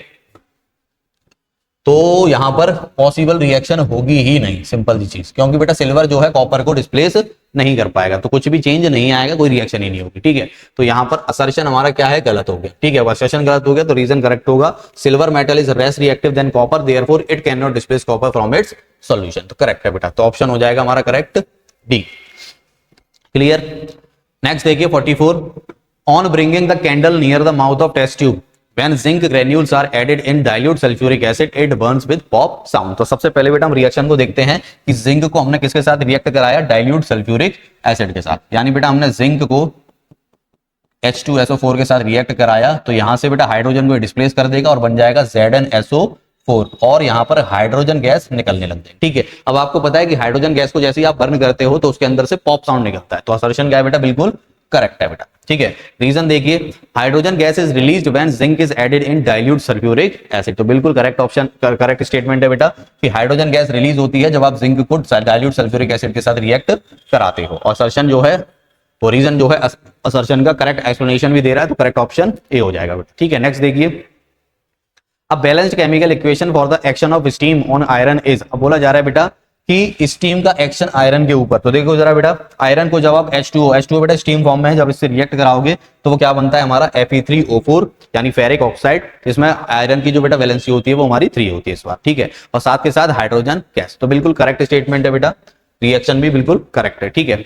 एक बार देख लेते हैं बैलेंस है या नहीं है। इधर 3 आयरन 8 हाइड्रोजन 4 ऑक्सीजन 4 ऑक्सीजन, बिल्कुल बैलेंस है बेटा, करेक्ट है, ठीक है। रीजन देखिए, the law of conservation of mass holds good for the chemical equation, ठीक है। तो यहां पर बोला जा रहा है बेटा कि law of conservation of mass chemical equations के लिए है होल्ड होती है। तो बिल्कुल बेटा ये हमने पढ़ रखा है कि जितना मास हमारा रिएक्टेंट में होना चाहिए उतना ही मास हमारा किसमें होना चाहिए, प्रोडक्ट में, ठीक है। तो यहां पर रीजन भी क्या है बेटा, करेक्ट है, ठीक है, करेक्ट है बेटा। लेकिन रीजन जो है असर्शन का यहाँ करेक्ट एक्सप्लेनेशन नहीं दे रहा, तो यहां पर ऑप्शन कौन सा हो जाएगा बेटा, ऑप्शन बी। नेक्स्ट देखिए, silver bromide decomposition is used in black and white photography. अब देखो सिल्वर ब्रोमाइड और सिल्वर क्लोराइड मैंने आपको बताया था बेटा कि ब्लैक एंड व्हाइट फोटोग्राफी के अंदर यूज होता है, तो ये स्टेटमेंट क्या है, बिल्कुल correct. Lights provides energy for this exothermic reaction. अब यहां पर बोला जा रहा है बेटा कि यहां पर light provides energy for this exothermic reaction. अब यहां पर ये एक्सोथर्मिक रिएक्शन नहीं है, एंडोथर्मिक रिएक्शन है, क्योंकि सनलाइट यहां पर अंदर यहां पर एब्जॉर्ब की जा रही है, ठीक है। तो ये स्टेटमेंट गलत है, तो ऑप्शन कौन सा हो जाएगा बेटा, ऑप्शन सी। नेक्स्ट देखिए, tearing of paper is a physical change although it can not be reverse. बोला जा रहा है टीयरिंग ऑफ पेपर, ठीक है, पेपर को फाड़ दो या उसको मोड़ दो बेटा, वो कैसा चेंज है, हमारा फिजिकल चेंज है, although it can not be reverse. अब बोला जा रहा है कि इसको हम रिवर्स नहीं कर सकते। तो सबसे पहली चीज बेटा, जब हमने केमिकल चेंज और फिजिकल चेंज की प्रॉपर्टीज पढ़ी थी तो उसमें हमने पहले यही पढ़ा था कि फिजिकल चेंज जो है वो रिवर्सिबल होते हैं और केमिकल चेंज जो है वो इरिवर्सिबल होते हैं। तो फिजिकल चेंज को हम बेटा रिवर्स कर सकते हैं, तो फिजिकल चेंज रिवर्सिबल होंगे ना कि इरिवर्सिबल, ठीक है। तो ये स्टेटमेंट यही गलत हो गया। अब रीजन देखिए, chemical change is a reaction involve the change in chemical properties और composition resulting in the formation of a new substance. तो ये बिल्कुल करेक्ट है बेटा कि केमिकल रिएक्शन के दौरान न्यू सब्सटेंस की फॉर्मेशन होती है। तो ऑप्शन कौन सा करेक्ट हो जाएगा बेटा, ऑप्शन डी। क्लियर। नेक्स्ट देखिए, वेरी शॉर्ट आंसर, यहां तक बेटा आपके एमसीक्यू और असर्शन रीजन खत्म हो गए। देखो मैक्सिमम जो बेटा आपका चैप्टर है कवर हो गया, क्योंकि जिसने बेटा एमसीक्यू और असर्शन रीजन अच्छे से कर लिए तो उसने मैक्सिमम 70 से 80% चैप्टर को कवर कर लिया। अब आगे के क्वेश्चंस तो बेटा ऐसे रहने वाले हैं कि किस तरीके से सीबीएसई आपसे क्वेश्चंस पूछेगा, ठीक है। उसी सेम कॉन्सेप्ट पे कितने तरह के क्वेश्चन बन सकते हैं वो हम बेटा आगे प्रैक्टिस कराएंगे। तो देखो जरा बेटा, वेरी शॉर्ट क्वेश्चन। सबसे पहला क्वेश्चन क्या कह रहा है, a clear solution of slaked lime is made by dissolving calcium hydroxide in an excess of water. बोला जा रहा है बेटा कि स्लेक्ट लाइम को हमने किसके जरिए बनाया बेटा, अच्छा, dissolving calcium hydroxide in excess amount of water. This solution is left exposed to air.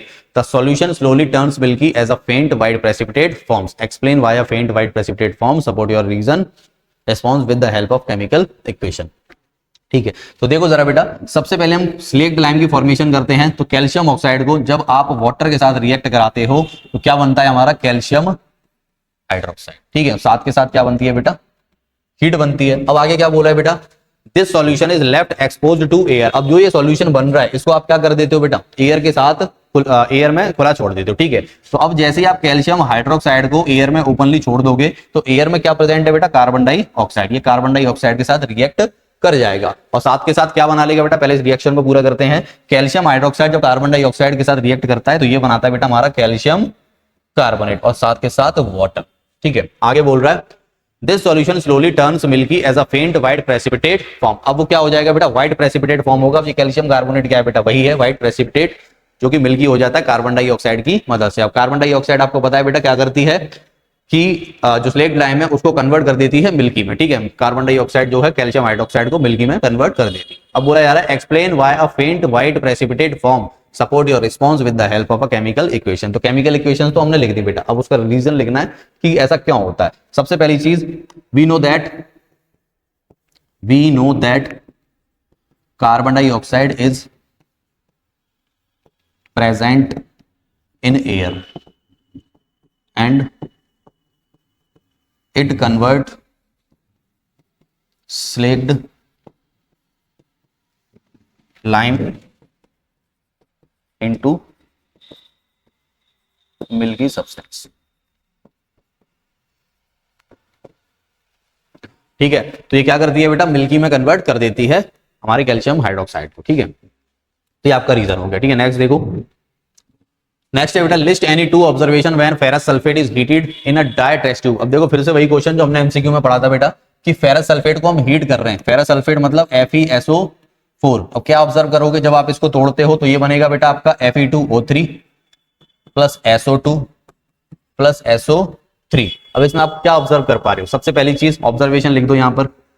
Observation क्या क्या हो सकती है बेटा, कोई भी दो ऑब्जर्वेशन लिख दो, दो नंबर का क्वेश्चन है। तो सबसे पहली, it is a decomposition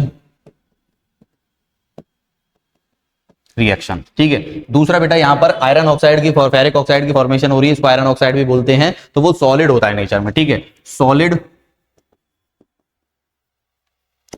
ferric oxide is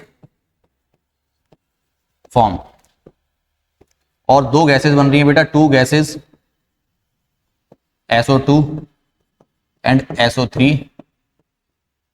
form, जिसमें बेटा सल्फर डाइऑक्साइड की जो बेटा हमारी स्मेल होगी वो कैसी होगी, पंजेंट होगी। क्लियर है, तो ये ऑब्जर्वेशन होगी। नेक्स्ट देखो, list the changes that are observed when dilute HCl is added to the small amount of copper oxide. बोला जा रहा है बेटा कि यहां पर हमने HCl को कॉपर ऑक्साइड यानी CuO कॉपर ऑक्साइड के साथ क्या करा दिया, रिएक्ट करा दिया। ठीक है, write the balance chemical equation for the reaction. अब बैलेंस केमिकल इक्वेशन लिखनी है बेटा, तो यहां से देखो बेटा ये बन जाएगा आपका CuCl2 और साथ के साथ क्या बन जाएगा बेटा, वाटर बन जाएगा। ठीक है, तो CuCl2 कॉपर क्लोराइड और साथ के साथ वाटर बन जाएगा। अब इसमें क्या करना है बेटा, आपको बैलेंस करना है। तो देखो हाइड्रोजन यहां पर कितने हैं, 2, इसको बैलेंस कर दो। बैलेंस करने के लिए कॉपर 1 है सिंगल, ठीक है, क्लोरीन 2 है, तो यहां पर 2 लगा दो, तो 2 हाइड्रोजन हो गए, 2 क्लोरीन हो गए, क्लोरीन 2 हो गए, 2 हाइड्रोजन। ठीक है, बैलेंस हो गए बेटा। तो बैलेंस केमिकल इक्वेशन ये हमारी हो गई बेटा, कॉपर क्लोराइड की फॉर्मेशन यहां पर। नेक्स्ट देखिए बेटा, a substance X is used as a building material and it's insoluble in water. बोला जा रहा है बेटा कि कोई एक X सब्सटेंस है जो कि वाटर के अंदर इनसॉल्युबल है और आपकी बिल्डिंग मटेरियल्स को बनाने में काम आता है। ठीक है, अब सबसे पहली चीज बिल्डिंग मटेरियल को बनाने के जो काम आता है बेटा वो होता है हमारा कैल्शियम कार्बोनेट, और वही हमारी व्हाइट PPT होती है जो कि वाटर के अंदर इनसॉल्युबल होती है। ठीक है, तो आगे बोले बेटा when it react with dilute HCl it produces a gas which turn lime water milky. और बोला जा रहा है बेटा जब हम कैल्शियम कार्बोनेट यानी जो X सब्सटेंस है उसको हम HCl के साथ रिएक्ट कराएंगे तो ये क्या बनाती है, एक गैस प्रोड्यूस करती है जो कि लाइम वाटर को क्या कर देगी, मिल्की कर देगी। ठीक है, write the chemical name and formula of X। अब X क्या है यहां पर, सबसे पहली चीज X है बेटा हमारा calcium carbonate, CaCO3 calcium carbonate. अब इसको HCl के साथ रिएक्ट कराओ बेटा, CaCO3 को जब आप HCl के साथ रिएक्ट कराओगे तो ये क्या बन जाएगा बेटा हमारा, ये देगा हमारा CaCl2 साथ के साथ वाटर और बेटा कार्बन डाइऑक्साइड गैस। अब ये जो कार्बन डाइऑक्साइड गैस है ना बेटा, ये लाइम वाटर को it turns lime water milky. ठीक है, तो ये लाइम वाटर को किसमें कन्वर्ट कर देती है बेटा, मिल्की में। तो X क्या है हमारा यहाँ पर, कैल्शियम कार्बोनेट। नेक्स्ट देखो, Tripti mixes an aqueous solution of sodium sulphate and aqueous solution of copper chloride. बेटा देखो यहाँ पर तृप्ति है, उसने सोडियम सल्फेट और कॉपर क्लोराइड को मिक्स कर दिया। ठीक है, sodium sulphate Na2SO4, copper chloride हो जाएगी बेटा CuCl2। Will this lead to a double displacement reaction, justify और आंसर। बोला जा रहा है बेटा कि क्या यहाँ पर डबल डिस्प्लेसमेंट रिएक्शन होगी। तो सबसे पहली चीज यहाँ पर सोडियम और कॉपर जो है बेटा एक दूसरे की पोजीशन को इंटरचेंज कर लेंगे। ठीक है, तो इंटरचेंज करेंगे तो देखो यहाँ पर क्या बन जाएगा, ये बन जाएगा बेटा कॉपर सल्फेट CuSO4 और यहाँ पर बन जाएगा बेटा NaCl। तो यहाँ पर लिख देना बेटा yes yes it is a double displacement reaction. ठीक है, क्योंकि यहां पर बेटा आयंस का क्या हो रहा है, एक्सचेंज हो रहा है, because ions are exchange in this reaction. Clear. Next देखिए बेटा, explain why the following examples are considered as chemical changes. बोला जा रहा है बेटा कि रेस्पिरेशन और कुकिंग ऑफ फूड जो है वो केमिकल चेंजेस क्यों है। सबसे पहली चीज रेस्पिरेशन बेटा आपने लाइफ प्रोसेस चैप्टर में पढ़ा होगा, और इसके दौरान रेस्पिरेशन के दौरान बेटा एनर्जी रिलीज होती है। ठीक है, सेल्स के अंदर तो सेल्यूलर रेस्पिरेशन पढ़ा है ना, तो उसके अंदर एनर्जी रिलीज होती है बेटा। अब एनर्जी के नए मॉलिक्यूल बनेंगे ATP के फॉर्म में, तो नई सब्सटेंस बन रही है ना, जब नए सब्सटेंस बनेंगे बेटा तो वो कौन सी रिएक्शन होगी, केमिकल रिएक्शन। तो इसीलिए रेस्पिरेशन जो है हमारी केमिकल रिएक्शन कहलाती है। नेक्स्ट देखो, कुकिंग ऑफ फूड। अब कुकिंग ऑफ फूड, जब आप एक बार खाना बना दोगे, पका दोगे, क्या उसे दोबारा से रिवर्स कर सकते हो, नहीं कर सकते। तो एक तरह का ये क्या है, इरिवर्सिबल प्रोसेस है, और केमिकल रिएक्शंस हमारे क्या होते हैं बेटा, इरिवर्सिबल प्रोसेस। तो कुकिंग ऑफ फूड भी हमारा क्या हो जाएगा, एक केमिकल रिएक्शन। क्लियर। नेक्स्ट देखिए बेटा, dilute HCl is added to the zinc granules. How will you prove that chemical change has takes place here? Support your response with 2 arguments. बोला जा रहा है बेटा कि जब आप HCl डाइल्यूट HCl को रिएक्ट कराते हो किसके साथ, जिंक ग्रेन्यूल्स के साथ, जिंक के साथ, तो यहां से क्या बन जाएगा बेटा, ZnCl2 प्लस हाइड्रोजन गैस। तो बोला जा रहा है बेटा कि 2 ऐसे आर्ग्यूमेंट दो जिससे आप ये प्रूफ कर सको कि यहां पर केमिकल रिएक्शन हो रही है। सबसे पहली चीज बेटा, HCl और जिंक को जब आप रिएक्ट कराते हो तो यहां से जिंक क्लोराइड, ठीक है, नए कंपाउंड की फॉर्मेशन हो रही है, यानी न्यू सब्सटेंस फॉर्म हो रहा है, और न्यू सब्सटेंस की फॉर्मेशन बेटा हमेशा केमिकल रिएक्शन के अंदर होती है। और दूसरा बेटा उसका एक प्रूफ है जिसमें हम पढ़ते थे कि आपको कैसे पता लगेगा कि केमिकल रिएक्शन यहाँ पर हो रही है या नहीं हो रही है। तो उसका एक आर्ग्यूमेंट ये है बेटा कि यहाँ से गैस क्या हो रही है बेटा, निकल रही है। ठीक है, तो इवोल्यूशन ऑफ गैस ये प्रूफ होता है बेटा किसका, कि केमिकल रिएक्शन का। तो दो चीजें हमें मिल गई बेटा, एक तो न्यू सब्सटेंस की फॉर्मेशन, दूसरा यहाँ पर बेटा इवोल्यूशन ऑफ गैस। तो ये दोनों प्रूव करती है यहाँ पर केमिकल रिएक्शन हो रही है बेटा। नेक्स्ट देखिए, define redox reaction, give one example of redox reaction that is also a combination reaction. अब बोला जा रहा है कि रिडॉक्स रिएक्शन क्या है। अब रिडॉक्स रिएक्शन जो है बेटा दो चीजों से मिलकर बनी है। RED, रेड का मतलब रिडक्शन, और OX का मतलब ऑक्सीडेशन, यानी ऐसी रिएक्शन जिस रिएक्शन के अंदर ऑक्सीडेशन और रिडक्शन दोनों हो रहा हो। ठीक है, अब ऑक्सीडेशन और रिडक्शन क्या होता है बेटा, एडिशन ऑफ ऑक्सीजन और रिमूवल ऑफ हाइड्रोजन, ये हमारी ऑक्सीडेशन रिएक्शन, और addition of hydrogen, removal of oxygen, ये हमारी क्या होती है बेटा, रिडक्शन रिएक्शन। ठीक है, और इसी को अगर हम इलेक्ट्रॉन्स के टर्म में बोलें तो लॉस ऑफ इलेक्ट्रॉन्स हमारी ऑक्सीडेशन और गेन ऑफ इलेक्ट्रॉन्स हमारी रिडक्शन। ठीक है, तो जिस रिएक्शन के अंदर, जिस इक्वेशन के अंदर बेटा हमारी रिडक्शन और ऑक्सीडेशन रिएक्शन दोनों हो रही हो, तो उस रिएक्शन को हम क्या बोलते हैं, रिडॉक्स रिएक्शन। अब आपको एक ऐसा एग्जांपल देना है बेटा कि जो रिडॉक्स रिएक्शन भी हो और साथ के साथ बेटा एक कॉम्बिनेशन रिएक्शन भी हो। तो रिएक्शन आपके सामने है बेटा कि मैग्नीशियम को ऑक्सीजन के साथ रिएक्ट कराया तो मैग्नीशियम ऑक्साइड। अब यहाँ पर दो सिंगल रिएक्टेंट मिलकर एक प्रोडक्ट बना रहे हैं तो कॉम्बिनेशन रिएक्शन, और यहाँ पर मैग्नीशियम के साथ देखो कोई ऑक्सीजन नहीं है लेकिन यहाँ जुड़ जाती है ऑक्सीजन, तो हम कह सकते हैं कि मैग्नीशियम के अंदर एडिशन ऑफ ऑक्सीजन होगा। ठीक है, अब एडिशन ऑफ ऑक्सीजन होगा तो बेटा क्या हो जाएगा, ये ऑक्सीडेशन रिएक्शन, और ऑक्सीजन यहां से रिड्यूस होकर बेटा Mg से जुड़ जा रहा है तो ऑक्सीजन रिड्यूस हो रहा है, मैग्नीशियम ऑक्साइड ऑक्सीडेशन हो रहा है। ठीक है, तो ऑक्सीडेशन रिडक्शन दोनों हो रही है तो रिडॉक्स रिएक्शन कहलाएगी विद कॉम्बिनेशन रिएक्शन।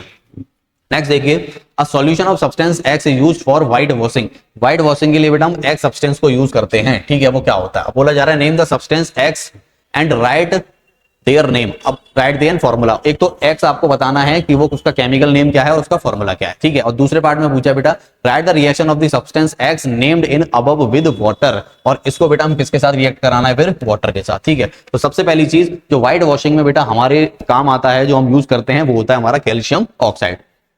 तो यहां पर X सब्सटेंस हो जाएगा बेटा हमारा कैल्शियम ऑक्साइड यानी CaO। ठीक है, अब भी इसकी रिएक्शन वाटर के साथ करानी है बेटा, तो कैल्शियम ऑक्साइड प्लस वाटर, ये हो जाएगा बेटा कैल्शियम हाइड्रोक्साइड, और साथ के साथ क्या निकलती है बेटा, हीट निकलती है। क्लियर।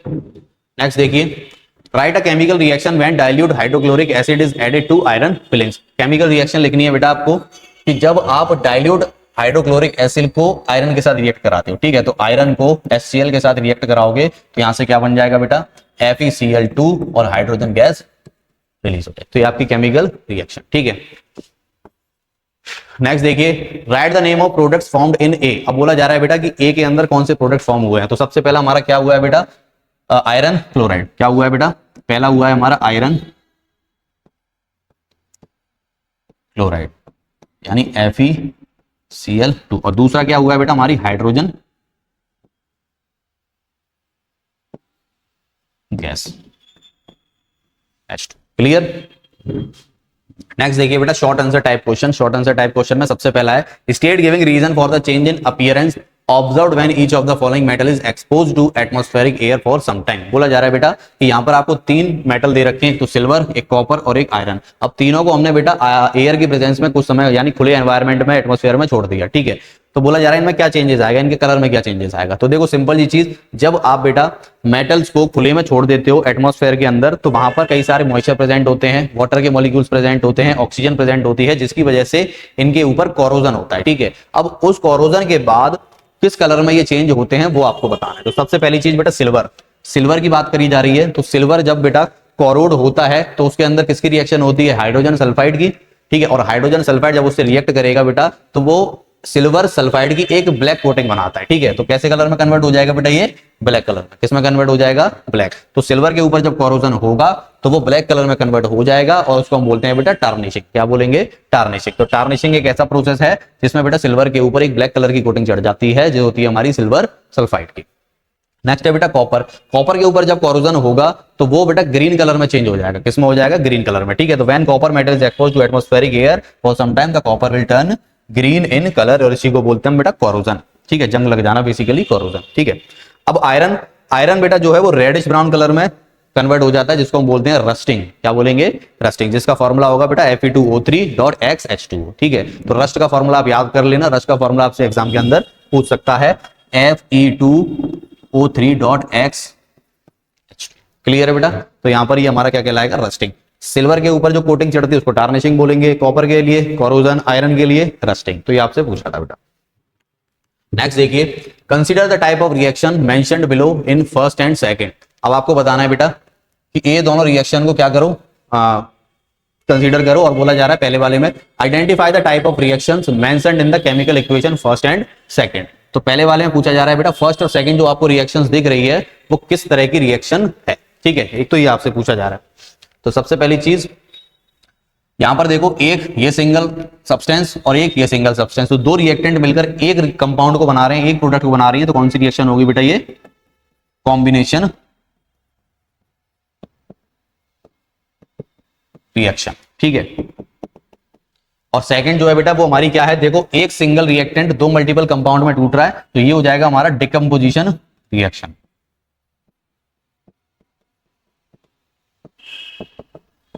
एक तो कॉम्बिनेशन रिएक्शन और दूसरा डिकम्पोजिशन रिएक्शन। बी पार्ट में बोला है बेटा, give one example of each type of chemical reaction in the form of word equation और केमिकल इक्वेशन। दोनों का एक एक एग्जांपल आपको देना है। ठीक है, तो कॉम्बिनेशन रिएक्शन यहां का एक दे देते हैं बेटा, फर्स्ट वाले के लिए देते हैं पहले,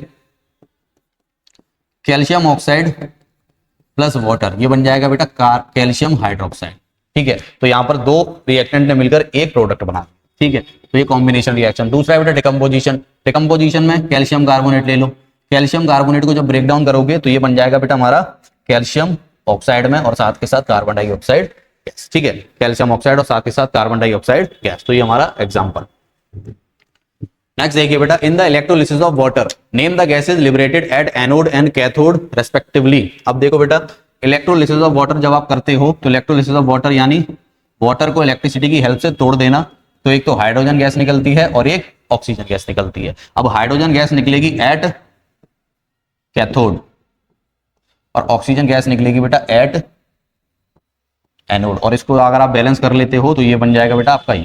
ठीक है, ये तो फर्स्ट वाला हो गया।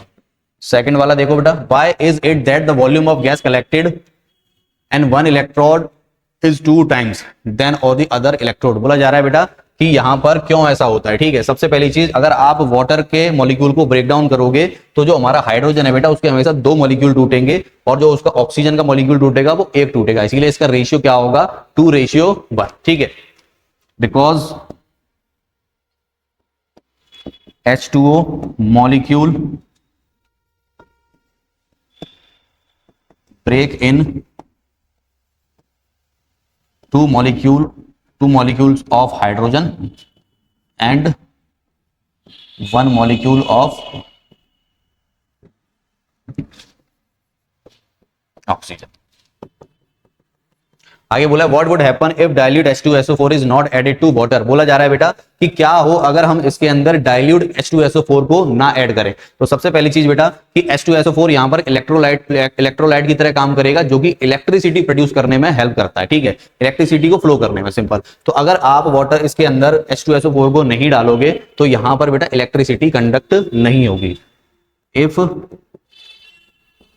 We not add H2SO4 so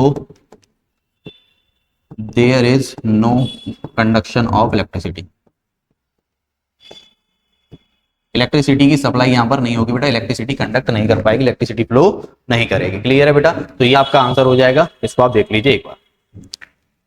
next देखिए, what happen when food materials containing fat and oils are left for a long time, list 2 observable changes and suggest a way by which this phenomena can be prevented. सबसे पहली चीज बेटा कि क्या होता है जब आप फूड मटेरियल्स को बहुत लंबे समय तक फैट और ऑयल में ऐसे ही खुला छोड़ देते हो लंबे समय तक। ठीक है, तो सबसे पहली चीज बेटा जब आप खाने को खुला एटमॉस्फेयर में ऐसे ही छोड़ दोगे तो वहां पर कुछ बैक्टीरिया जन्म लेने लग जाते हैं जो कि आपके खाने को बेटा क्या कर देंगे? खराब कर देंगे। और खराब कर देंगे तो उसके अंदर से क्या आएगी? स्मेल आएगी। ठीक है, जिसको हम बोलते हैं रैंसिडिटी। क्या बोलेंगे? रैंसिडिटी। तो when food containing fats and oil in left for a long time it can become rancid developing an unpleasant taste and smell. तो उसका सबसे पहले तो टेस्ट खराब होगा, फिर उसकी स्मेल आने लग जाएगी जो कि आपके लिए अच्छी नहीं होगी। ठीक है, दूसरा point, this is due to the oxidation of fats and oil, this process is called rancidity. और रैंसिडिटी किसकी वजह से होती है बेटा? ऑक्सीजन की प्रेजेंस में होती है। ठीक है, ऑक्सीजन की वजह से। तो ऑक्सीडेशन एक प्रोसेस है, रैंसिडिटी एक तरीके से ऑक्सीडेशन है। ठीक है बेटा, 2 observable changes are change in taste and change in smell. तो दो ऑब्जर्वेबल चेंजेस क्या मिलेंगे बेटा? एक तो टेस्ट चेंज हो जाएगा, दूसरी खाने की स्मेल चेंज। ठीक है, अब इससे प्रिवेंट कैसे कर सकते हैं, बचा कैसे सकते हैं? To prevent rancidity food should be stored in air tight container. Air tight container का इस्तेमाल करो जहां पर ऑक्सीजन की प्रेजेंस कम हो। Away from heat and light, heat और लाइट से दूर रखो। And may benefit from the addition of antioxidant, और उसके अंदर आप एंटीऑक्सीडेंट भी डाल सकते हैं। क्लियर बेटा? नेक्स्ट देखिए, you might have noticed that when copper powder is heated in a china dish, the surface of copper powder becomes coated with black color substance। बोला जा रहा है बेटा कि जब आप कॉपर पाउडर को हीट करते हो किसमें, चाइना डिश के अंदर, the surface of copper powder becomes coated with black color substance। तो बेटा जो कॉपर पाउडर है उसकी जो कोट चढ़ जाती है ब्लैक कलर की। How has this black coated substance formed? तो ये ब्लैक कोटेड सब्सटेंस फॉर्म कैसे होती है? तो जरा देखो बेटा, जब आप कॉपर को ऑक्सीजन के साथ रिएक्ट कराओगे तो क्या बनेगा, कॉपर ऑक्साइड। और कॉपर ऑक्साइड जो है वो कैसी होती है कलर में, ब्लैक कलर की होती है। ठीक है, इसीलिए उसके ऊपर एक ब्लैक लेयर चढ़ जाती है। What is the black substance? तो ब्लैक सब्सटेंस है क्या? तो कॉपर ऑक्साइड जो है बेटा वो हमारा ब्लैक सब्सटेंस है। ठीक है, write the chemical equation of the reaction that takes place. अब रिएक्शन आपको लिखनी है, तो कॉपर ऑक्सीजन के साथ रिएक्ट करेगा, कॉपर ऑक्साइड बनाएगा जो कि ब्लैक कलर की होगी। How can the black coating on the surface be turned reddish brown? अब बोला जा रहा है बेटा कि इस ब्लैक कोटिंग को आप रेडिश ब्राउन में कैसे कन्वर्ट कर सकते हो। ठीक है, तो सबसे पहली चीज, रेडिश ब्राउन बेटा कॉपर का कलर होता है, यानी कॉपर को आपको वापस चाहिए, तो आप कॉपर ऑक्साइड को बेटा हाइड्रोजन गैस के साथ क्या करा दो, रिएक्ट करा दो। जैसे रिएक्ट कराओगे तो कॉपर अलग हो जाएगा, वाटर अलग हो जाएगा। तो जो कॉपर का कलर होगा बेटा वो हमारा कैसा होगा, रेडिश ब्राउन। क्लियर? तो इस तरीके से आप कॉपर को वापस ले सकते। Identify the type of reaction and write chemical equation for the following. Zinc react with silver nitrate to produce zinc nitrate and silver. ठीक है, सबसे पहले इसके लिए हमें रिएक्शन लिखनी है बेटा। तो जरा देखो, zinc react with silver nitrate, zinc को हमने रिएक्ट करा दिया AgNO3 के साथ। ठीक है,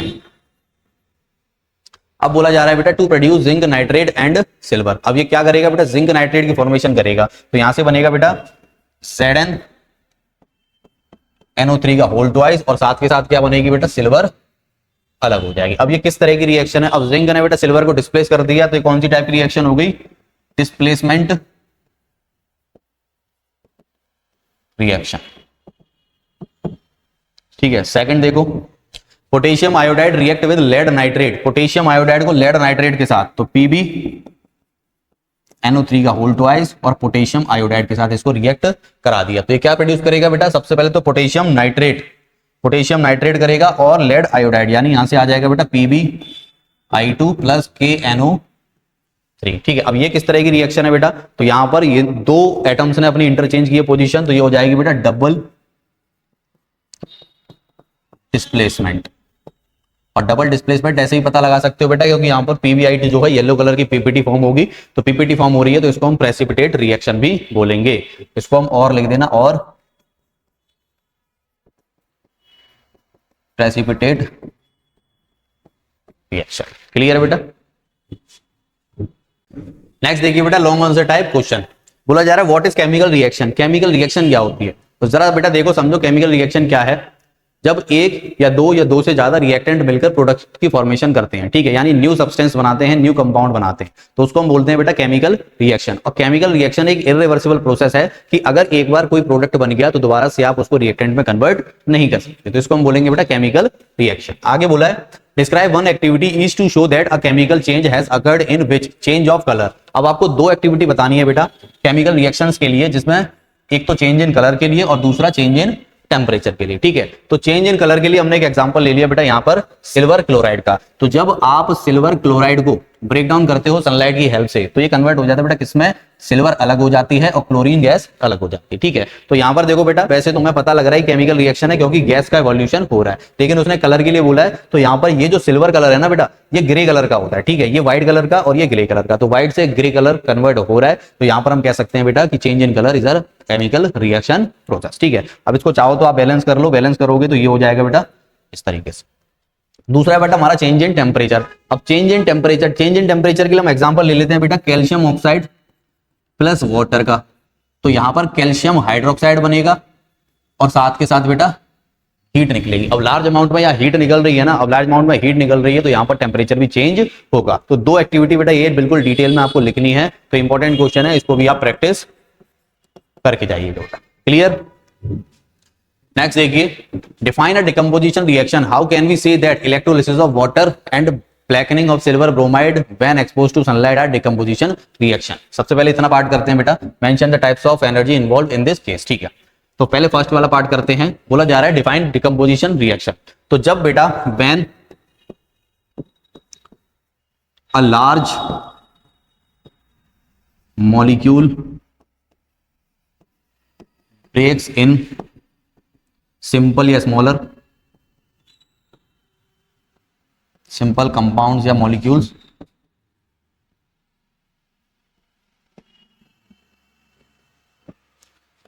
with the help of energy is called decomposition reaction. ठीक है, तो जब बेटा कोई भी एक लार्ज मॉलिक्यूल जो है एनर्जी को लेकर छोटे छोटे मॉलिक्यूल्स में कन्वर्ट हो जाए तो उसको हम बोलेंगे डिकम्पोजिशन रिएक्शन। डिकम्पोज का मतलब बेसिकली बेटा टूटना होता है, ब्रेकडाउन होता है। ठीक है, अब इसी में आगे बोल रहा है कि हम इलेक्ट्रोलिसिस ऑफ वाटर और ब्लैकनिंग ऑफ सिल्वर ब्रोमाइड को कैसे कह सकते हैं कि ये डिकम्पोजिशन रिएक्शन है। तो सबसे पहले हम बात करेंगे बेटा इलेक्ट्रोलिसिस ऑफ वाटर की। तो इलेक्ट्रोलिसिस ऑफ वाटर में H2O को हम ब्रेक करते हैं इलेक्ट्रिसिटी की हेल्प से। तो ये टूटता है बेटा हमारा H2 प्लस O2। अब जरा अगर ध्यान से देख पाओ बेटा तो यहाँ पर जो लार्ज मॉलिक्यूल है वो छोटे छोटे दो मॉलिक्यूल में टूट रहा है ना, तो ये कौन सी रिएक्शन हो जाएगी बेटा, डिकम्पोजिशन रिएक्शन। ठीक है, यहाँ पर लिख देना ब्रैकेट में चाहो तो हेयर H2O सिंगल H2O ऐसे लिखना बेटा। यहां पर जो H2O है ब्रेक्स इन H2 और O2 मॉलिक्यूल्स। ठीक है, और दूसरा है बेटा हमारा ब्लैकनिंग ऑफ सिल्वर ब्रोमाइड यानी AgBr। इसको जब आप तोड़ोगे तो ये भी टूटेगा बेटा, एक Ag में और दूसरा Br2 के अंदर। ठीक है, तो यहां पर भी देखो एक सिंगल रिएक्टेंट है जो कि दो प्रोडक्ट के अंदर बदल गया। तो यहां पर भी लिख देना बेटा here AgBr breaks in Ag and Br। ठीक है, चाहो तो इसको बैलेंस भी कर सकते हो बेटा, बैलेंस करोगे ये बैलेंस हो गया, यहां पर ऑक्सीजन दो दो। ठीक है, तो ये बैलेंस हो गया। तो ये हो गया बेटा हमारा फर्स्ट वाला पार्ट। बोला है आगे mention the type of energy involved in this case. इसमें टाइप्स ऑफ एनर्जी भी पूछिए बेटा। तो देखो इसके अंदर जो एनर्जी यूज करी गई वो इलेक्ट्रिसिटी, मैं यहाँ साइड पे लिख दे रहा हूँ बेटा इलेक्ट्रिसिटी, और इसके अंदर जो एनर्जी यूज करी जाती है वो है हमारी सनलाइट। ठीक है, इसके अंदर इलेक्ट्रिसिटी यूज करी जाएगी बेटा और इसके अंदर सनलाइट यूज करी जाएगी इन कंपाउंड्स को तोड़ने के लिए।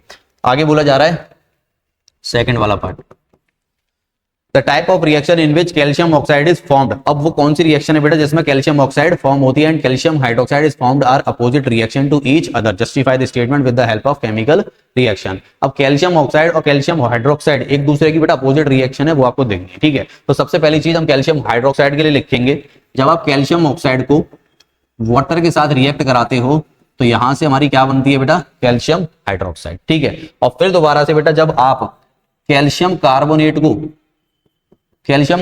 को ब्रेक डाउन करते हो, ठीक है, कैल्शियम कार्बोनेट को जब आप ब्रेक डाउन करोगे तो यहां से हमारा कैल्शियम ऑक्साइड बनता है और कार्बन डाइऑक्साइड गैस बनती है। ठीक है, अब चाहो तो इसमें एक रिएक्शन और ऐड कर सकते हो बेटा कि कैल्शियम हाइड्रोक्साइड को जब आप वाटर के साथ कार्बन डाइऑक्साइड के साथ रिएक्ट कराते हो तो हमारा कैल्शियम कार्बोनेट बनता है। ठीक है, तो देखो कैल्शियम ऑक्साइड को वाटर के साथ रिएक्ट कराया कैल्शियम हाइड्रोक्साइड को कार्बन डाइऑक्साइड के साथ रिएक्ट कराओगे कैल्शियम कार्बोनेट, और कैल्शियम कार्बोनेट को फिर दोबारा से बेटा आप ब्रेक डाउन करोगे तो ये बन जाएगा आपका कैल्शियम ऑक्साइड। ठीक है, तो ये दोबारा से आपको क्या मिल गई, कैल्शियम ऑक्साइड। यही आपसे इस क्वेश्चन के अंदर बेटा पूछा था। क्लियर?